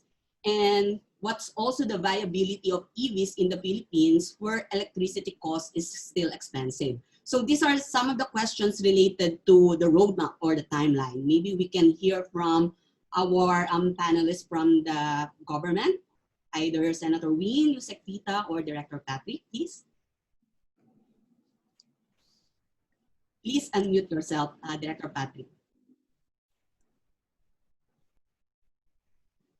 Yeah, thank you, Dr. Maha. I was going to refer actually to my colleagues, Senator Win and Yusek Vita, in terms of the timeline based on the law that, the bill in the Senate. The timelines are being asked of us in the soonest possible time. And you've seen Yusek Vita explain to you in terms of the industry development that there's a clear pathway that they're looking at in the next at most 3 to 5 years.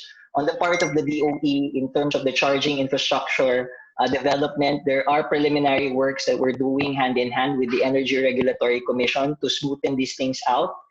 You'll be expecting some of this will be up for public consultation between now and a year from now. So in parallel with the legislation, the regulatory agency and the policy unit here in government, insofar as energy is concerned, is also working at the speed by which Senator Win wants us to really get this measure implemented. Thank you. Senator Win. Yeah, Maha. I'll divide the answer into two, no? Number two is private.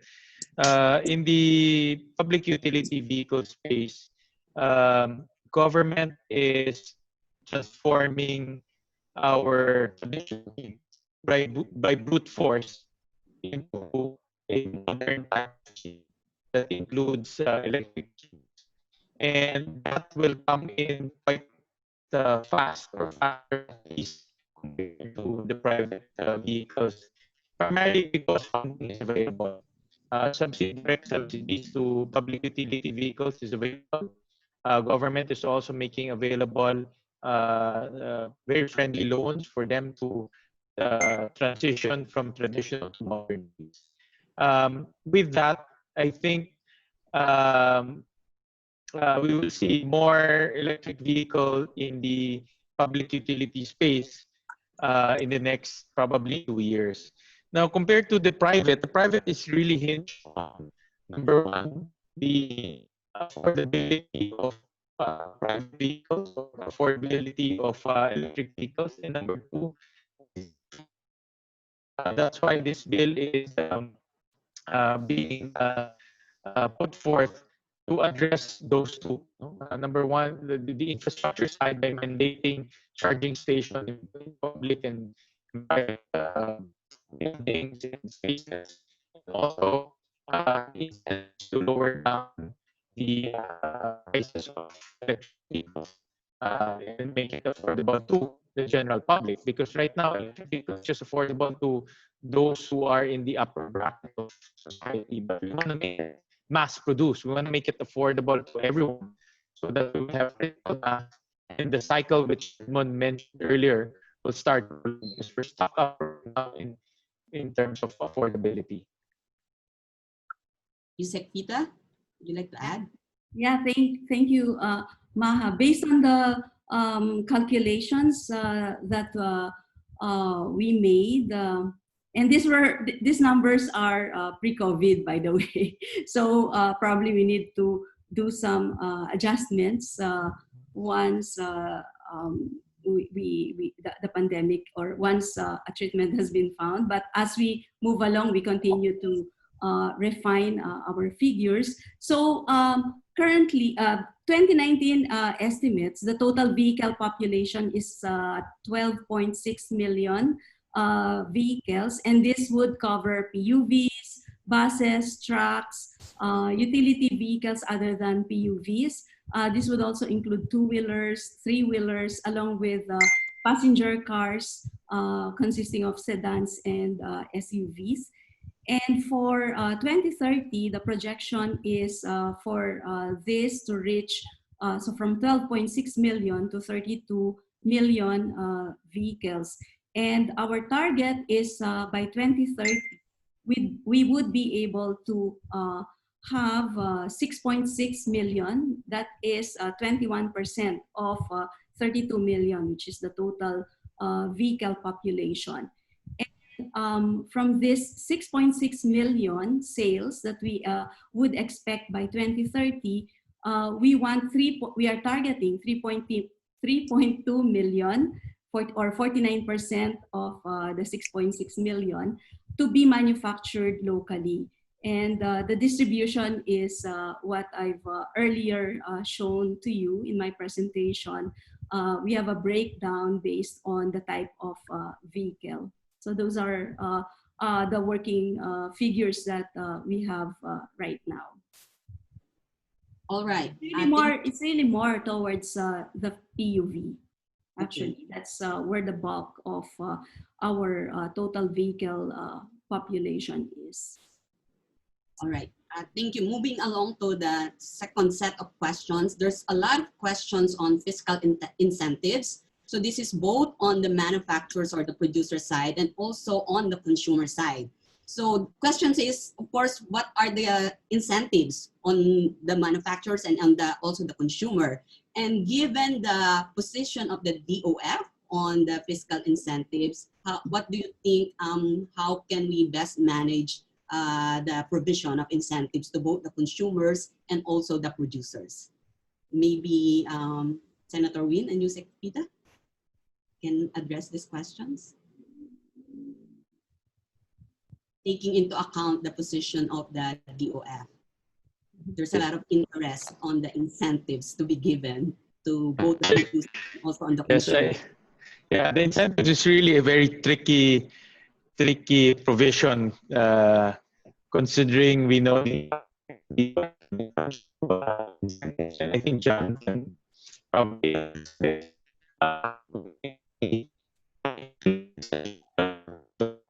and want to again make electric vehicles to the general public and develop the car industry. So no, right now the country has these programs that gives incentives to specific cars. Seeing for electric vehicles, that's in the manufacturing side. The utility side, basic incentives that we gave is duty and free. also on provide exemption on purchasing of electric vehicles and uh, uh, zero excise tax on importation of electric vehicles. Again, we ran some simulations. If you remove all of those taxes and duties, we can bring down the cost of electric vehicles by 30%. Again, it will not be as cheap as the China-made ICE vehicles, but we're getting there. And if battery prices will continue to drop, electric vehicle prices will also drop. So it will be a very tight rope that we have to walk. We're navigating between what DOF, who is the ultimate agency that dictates the taxation policy of the country. We're navigating their appetite as well as the necessities of the industry. But we want to show our colleagues why these incentives are very important in the initial development stage of the industry. We want to show them the actual numbers and also affordability to our Filipino consumers. That's why we placed it there. Of course, when the debate comes in, it will be, I'm sure you knows about this, knows the legislative process. We will definitely have when we talk about it. Senator Win, you're a bit choppy coming into the sounds. Okay, maybe we can hear, probably we can hear from our colleagues in ANCHAM, given your work on this. What are your thoughts on the incentives given both to the producer and also on the consumer? Probably John or Attorney Jokot or Frank, please. Yeah, let me just go and give a couple of points. First of all, for my comment is a very excellent presentation across the board. I mean, I think this is a step in the right direction, and obviously there's a lot of work. This is a work in progress. Incentives are one thing, and where the direction is going with current legislation, pending and current in terms of incentives for even manufacturing and in other industries sort of being challenged. I guess that's a major issue that we have to face. And Senator already mentioned that as well as one of the things that he was looking at. My question is a little, I guess, philosophical. When I was in the DOE, what pushing then was the CNG, compressed natural gas, and the electric vehicles were really nothing at that point. And I'm happy to see that there's been an increase, a ramp up here of how it's been taking root.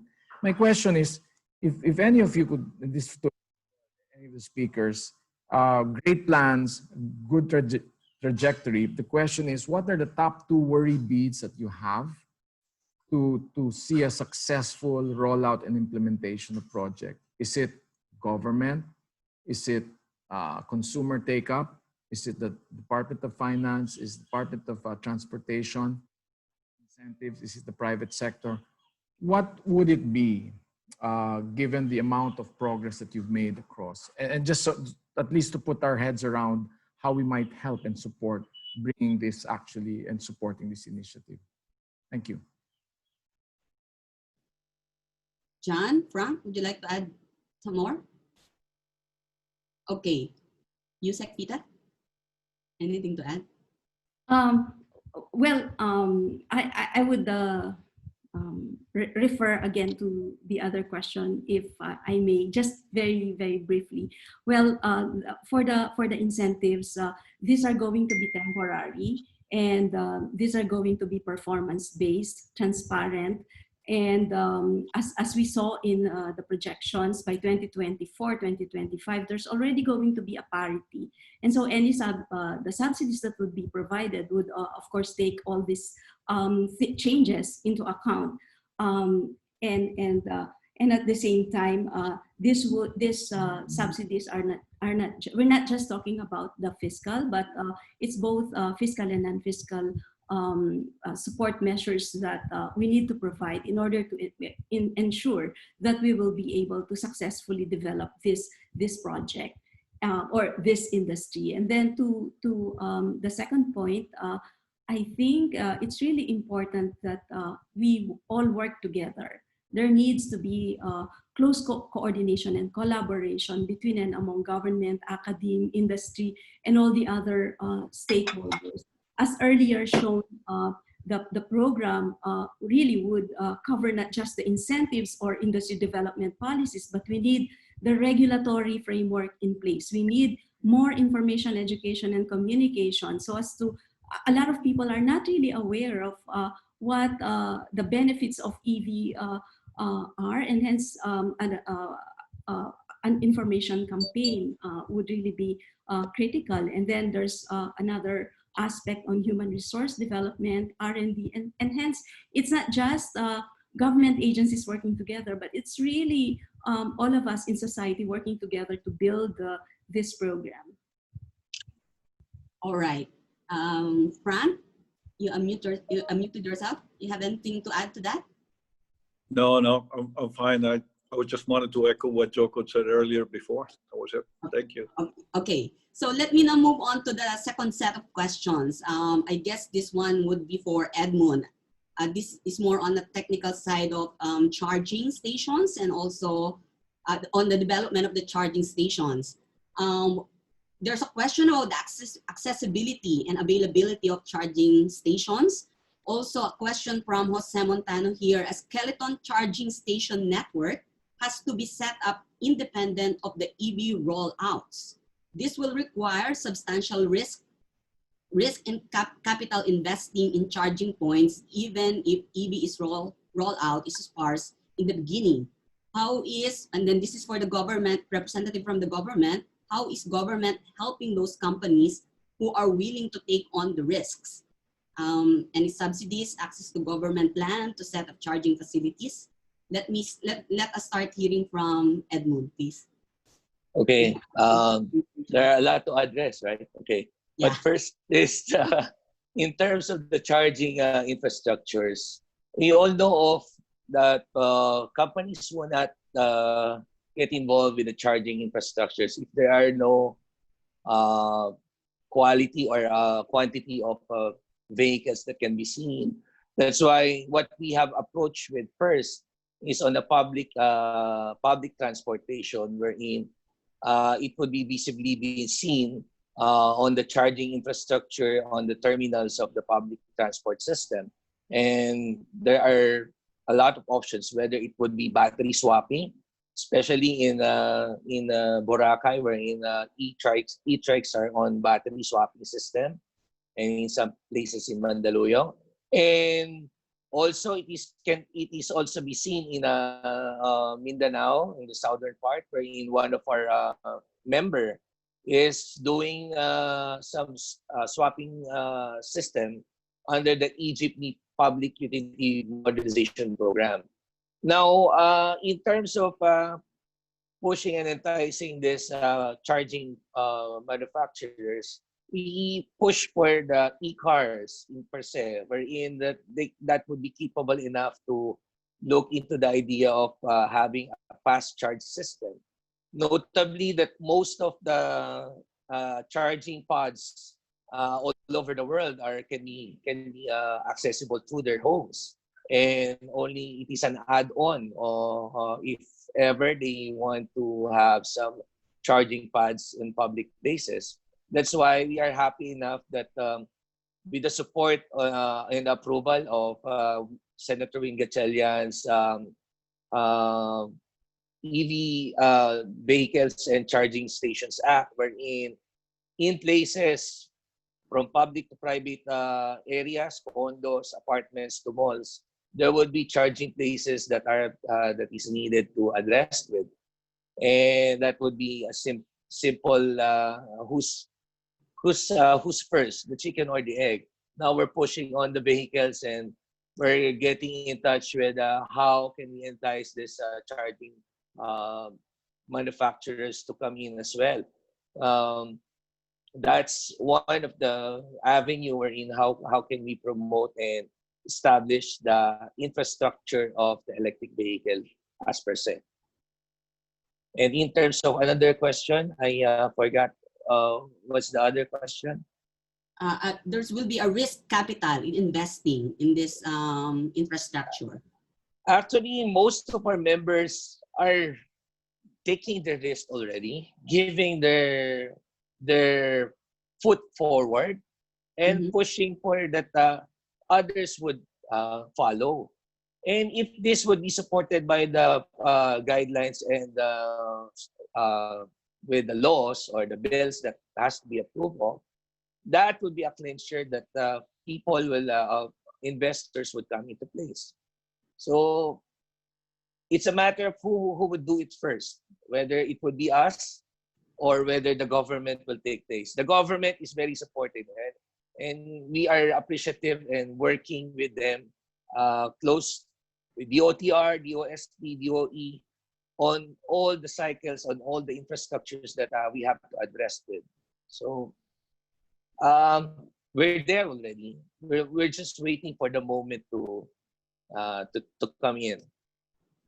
Okay. What do you think about the uniform charging port configuration? Is this necessary for the success? Yes, it can. And if all members or if all producers are on into one common charging pods or one protocol, so that it would create demand as per se. One common ground issue is like, if one size of a battery charger or battery for e-jeeps, one size for e-trike, one size for e-bikes, that would be a commonality of using. Whether you go from the south or from the north, the availability of using of the batteries is very common. That's a fact, but that is very capital intensive, and it's very hard for others to convince that you have to want to have a common goal, unless it would be placed on the standards. One avenue to establishing it is one standard, the common size of battery and set up. That would be a good avenue. Okay, all right. Thank you, Edmund. Let me now move on to some of the questions that was posted in the Q&A box. So this is a question from Bruce Rodriguez of ABS-CBN News. Taking note of the estimated savings in importing oil, is this more than enough to offset prices in fueling EVs in the Philippines, which is known to have high electricity costs? Any of the panelists may answer this? Director Patrick, you have the reaction.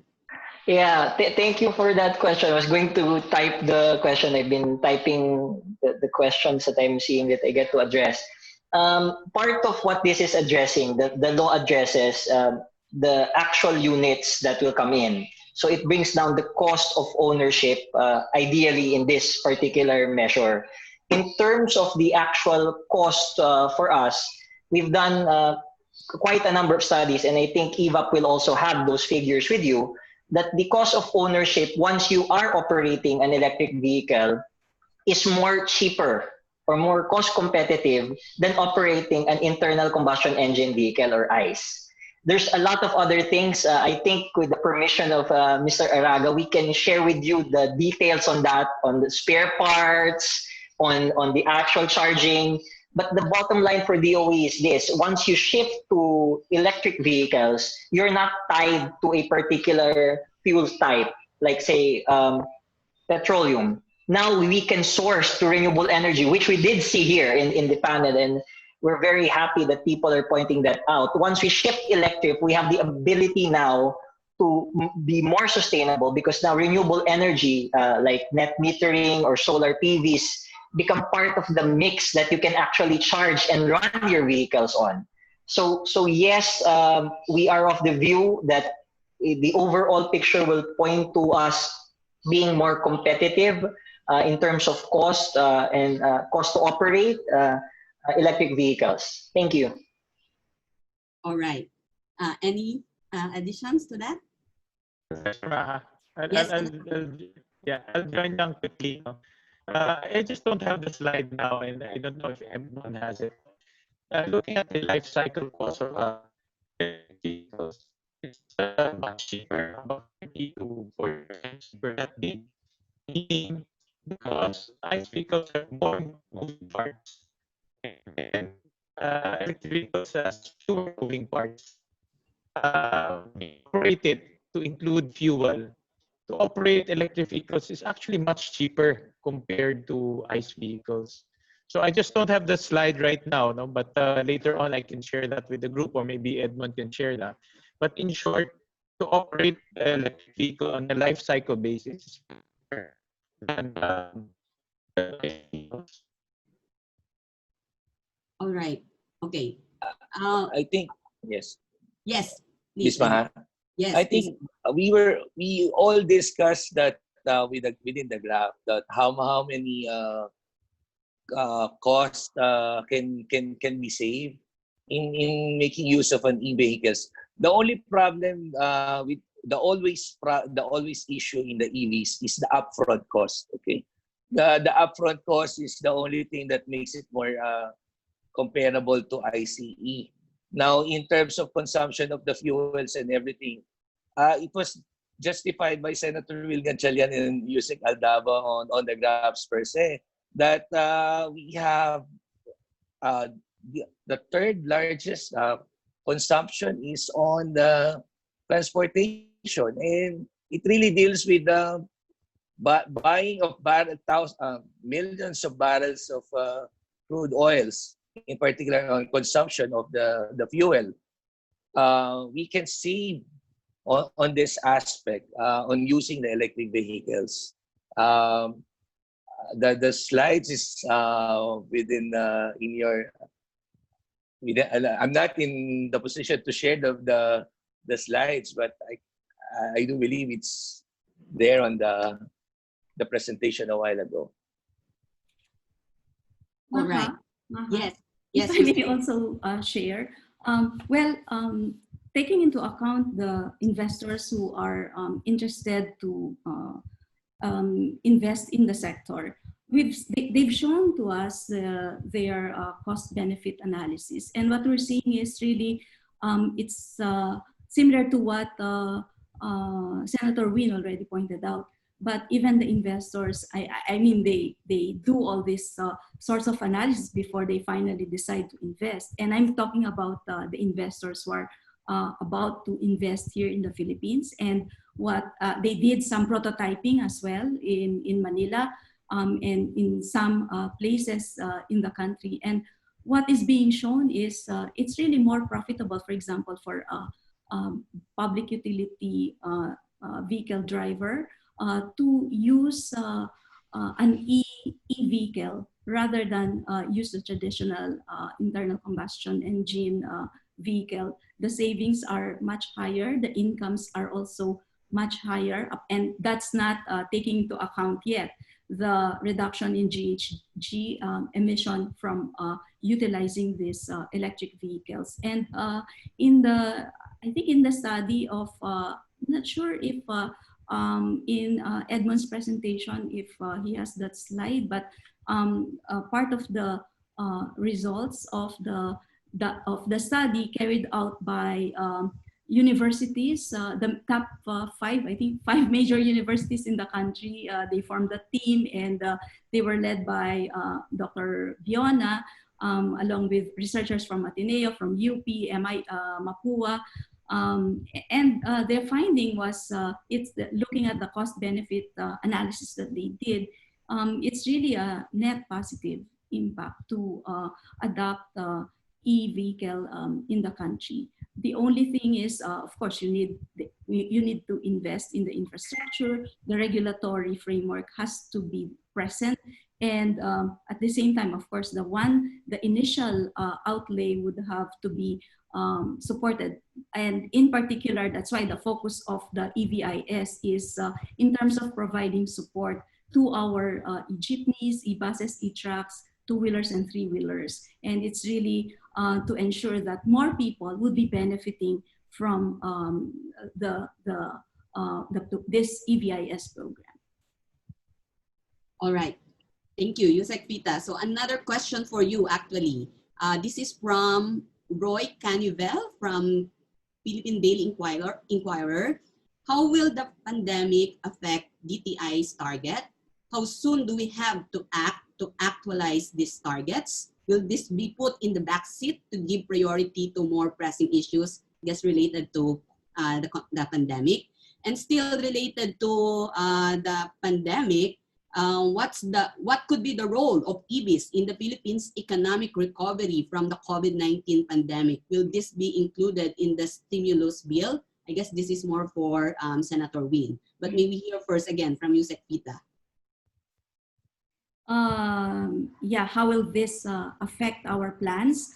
Well, definitely, of course, right now we're seeing that we still need a lot to do with respect to bringing up business and consumer confidence in the country.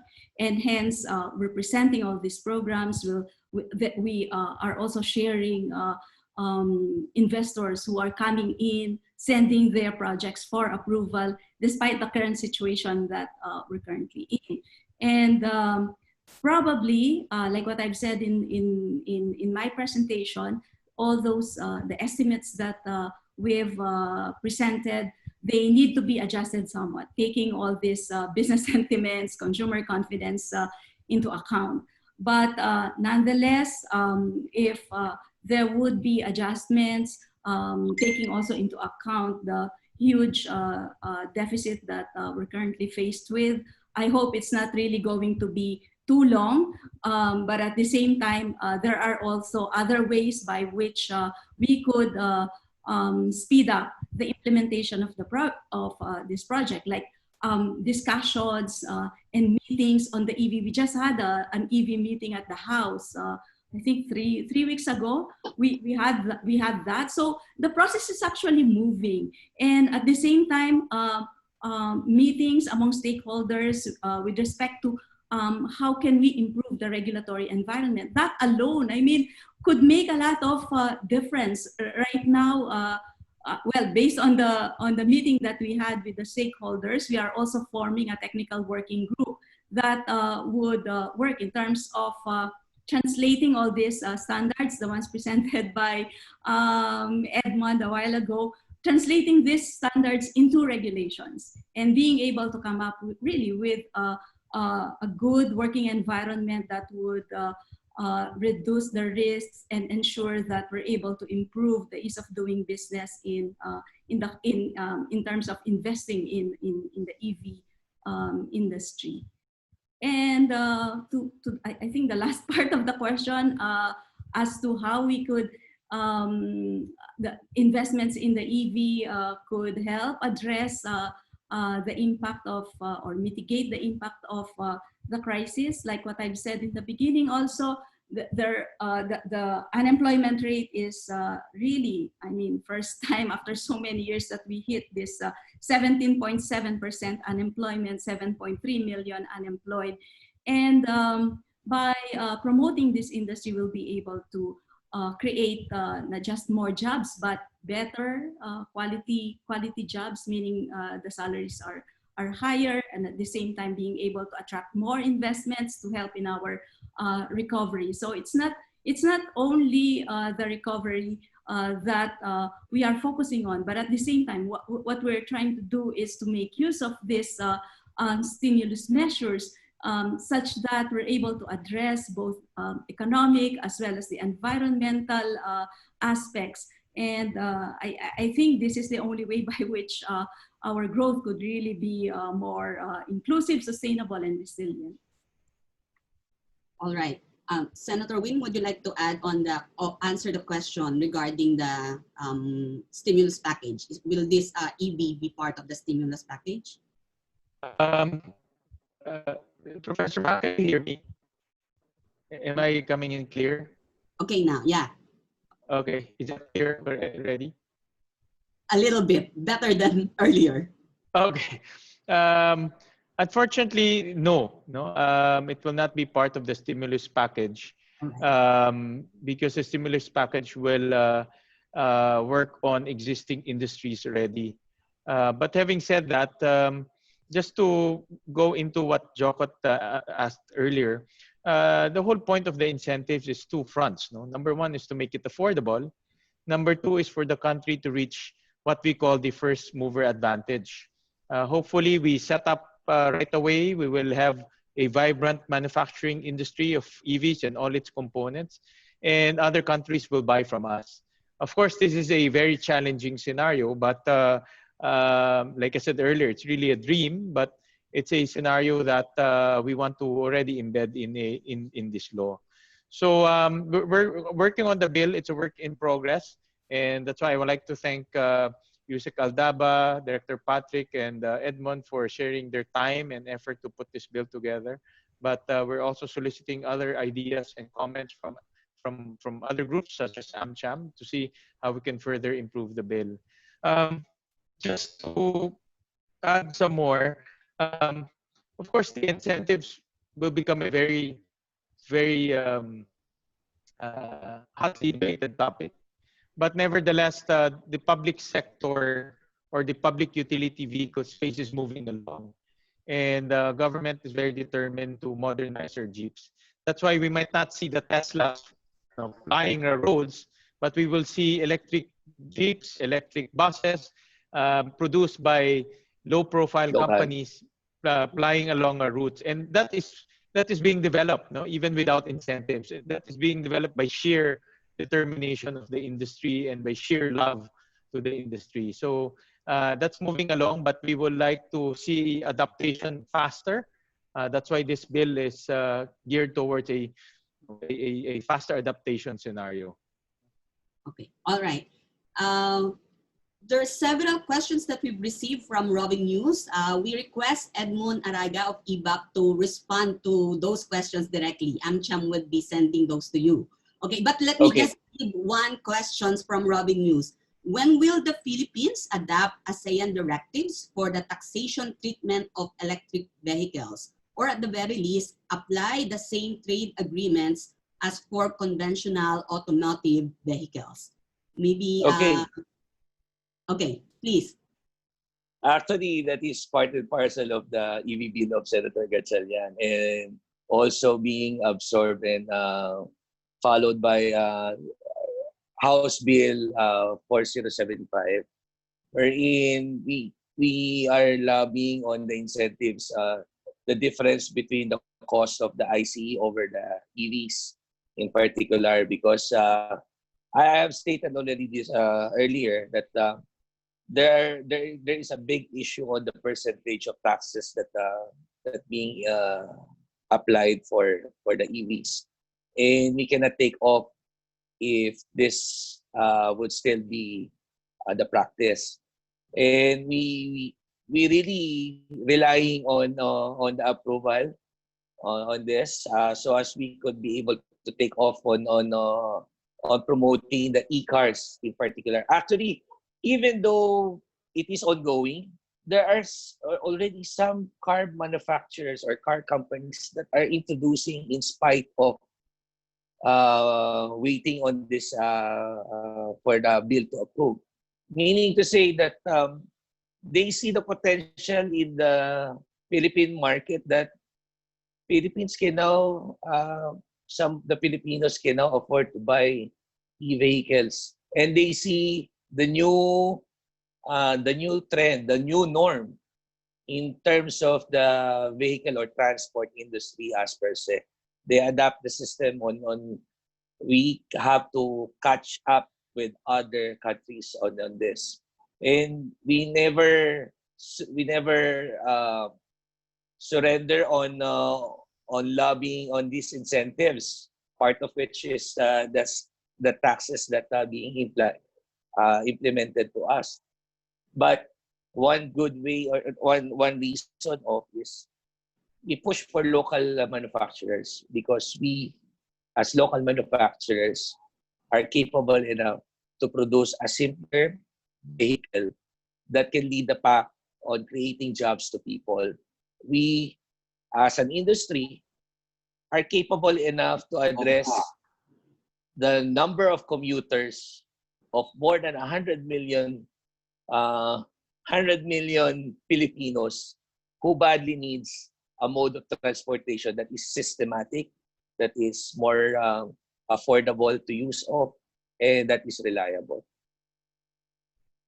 All right. Time check. It's now 12 noon. So let me just ask this one more question before we get the last words from our members of the panel. Who do you think would be the likely opponents, or where the objections would come from regarding this bill in Congress? What would be the reasons behind these objections, and how best to manage or respond to these objections? May we hear from the members of the panel, especially from the government. Okay, Director Patrick. Yeah, thank you. Well, these are these departing words. We'd like to continue engaging everybody. We're pleased that there's a lot of attendees here. There's a lot of questions. I'm actually responding to some of the questions offline. Rest assured, you're in government. You have a very able team. I'm seeing all the faces all the time. Senator Win, of course, Yusek Fita, Edmond, and we're here to make sure that this works. And it will only work if we really go hand in hand. Government doesn't have all the resources. So all we need to do here in government is to make sure that there's a conducive environment for private sector to come in, that the timely policies are enacted, and that we do not serve as an unnecessary stumbling block. Whenever we can do some pilot projects when funds are available. But rest assured, we will continue to work with all of you in delivering with all of the things that needs to get done.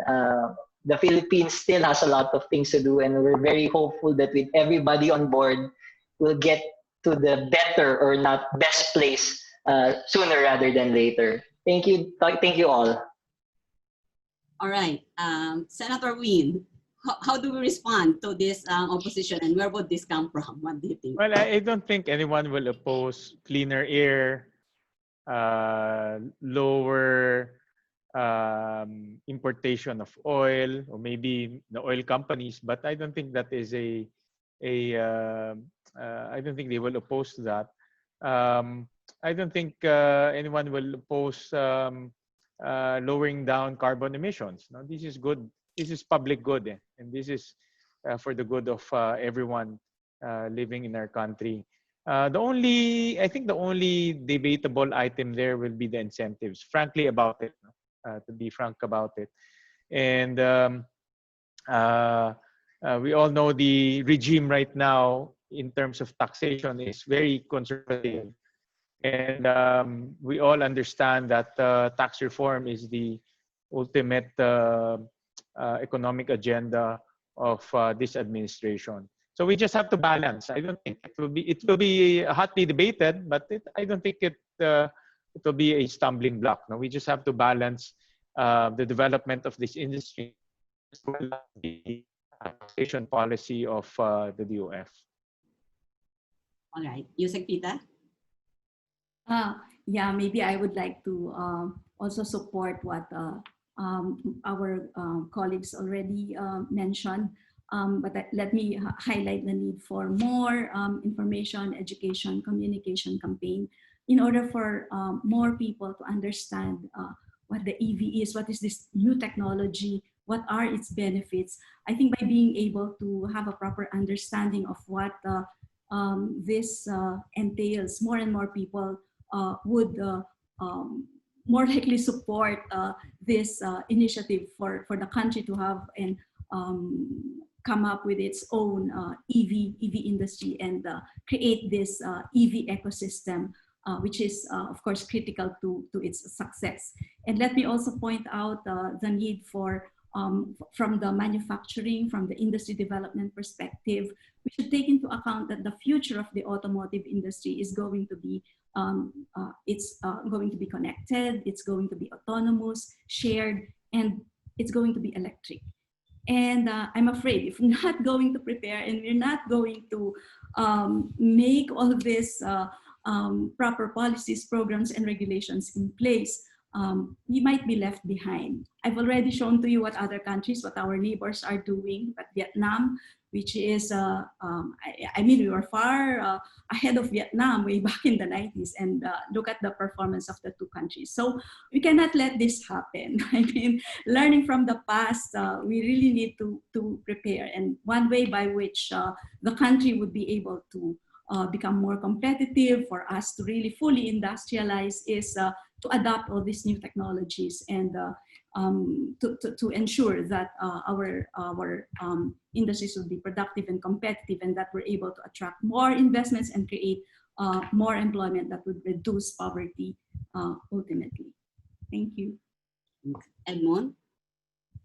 Well, the only thing that I can see that who would contradict is that those people who don't want to change. They want to stay of what is, whatever they have for the past number of years. But actually at EVAP, we are on our 10th year, and we're pushing for this for more than for 10 years already. Segueing for the EV Summit that annually we promoted, and we created Forge Ventures, a collaboration from foreign and local, and we'll keep pushing for more. In fact, we are one and being united with ASEAN leaders, wherein Philippines is at the forefront of heading the ASEAN Federation Electric Vehicle Association. We're pushing for a streamlined, regionalized form of standards and regulations, wherein in particular that it will really be a big help for the industry. And what we are concerned of, it's not only the industry. What we are also concerned of is the consumer itself, on who is using it, for the Filipinos who are looking into this future, that we would be able to surpass all the circumstances, especially these pandemic situations. Looking at the bright side of things, it's not only for us, it's also for the environment, it's also for the future of our children. We too would like to live in a way that what we have enjoyed, and hoping that our children and their future would be given priority. That's all. Okay, thanks. Attorney Jocot, Eb, or Frank? Any addition? Just wanted to say that one sector that will not oppose any of the bills that are going through is the power sector, because we obviously would love to sell more power.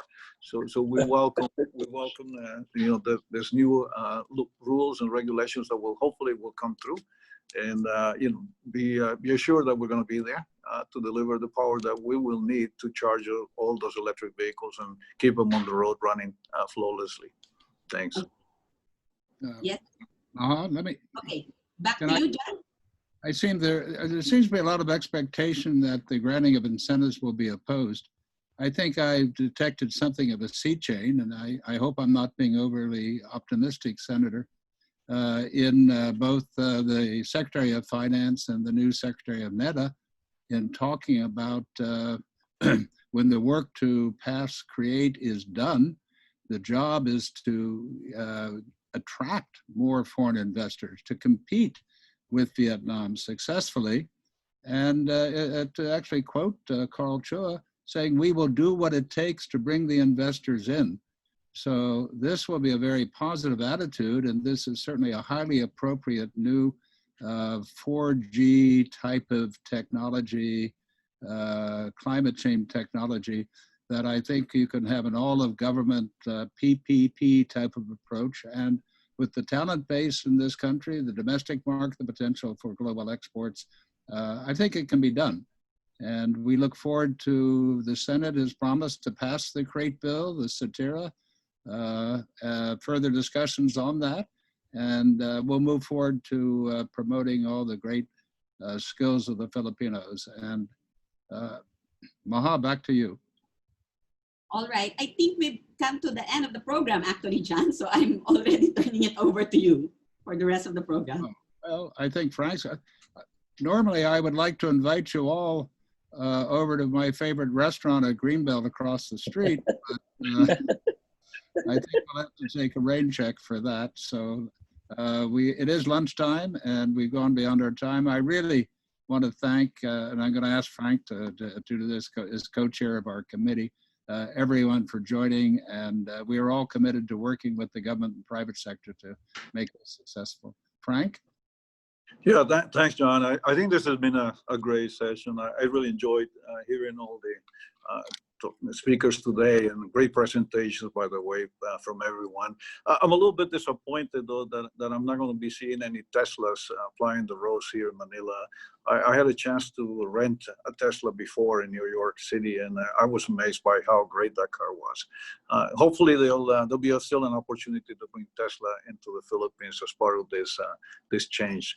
I just want to say that on behalf of the American Chamber of Commerce, Eb Hinchcliffe, who is our executive director, John Force, who is our program coordinator for today, Attorney Joko de Dios, who's my co-chair on the AmCham Energy Committee, myself. I just want to again thank all the panelists for a very informative session in what I consider a very critical and a very necessary new industry in the Philippines. I think we can all, hard to say, I think we can all benefit from a wider use of electric vehicles in the country, both in the private sector and then the public sector. Besides that, I can only think that, you know, this is going to create a whole array of new opportunities for both investors and users alike. I think we heard some of that throughout the presentations. Plus, there's the added benefit of what will be a lot of job creations. As you try to develop infrastructure support, there's going to be a need for craftsmen, there's going to be a need for technicians, there's going to be a need for engineers alike. So all of that is going to result in a great job creation for the country. The best possible outcome of this whole exercise is really that at the end, we're going to get a cleaner environment, and that's going to benefit each and every one of us in the country. With that, I just, again, would like to thank I hope that the Senate and the House of Representatives guys continue to work very diligently to make this a reality. I think they're doing a great job. There might be some blocks along the way, but surely with the likes of Senator Gatchalian and involved, this is going to come to fruition and will become a reality. And before too long, we're going to be seeing a lot more electric vehicles flying the roads, not only in Metro Manila, but throughout the country. So we're encouraged by that. So again, many thanks to all of you. Thank you for joining us today. And I wish you all a very, very safe day and stay well. We're all working from home. We're all locked in. And I think we need to remain this way for a while. But before long, hopefully we'll be outside and we'll be able to enjoy some of those electric vehicles that hopefully will be coming our way before long. Thanks, everyone, and have a good day. Good. Can everyone stay on for a group photo for a minute, please? Very unique photo op right this way.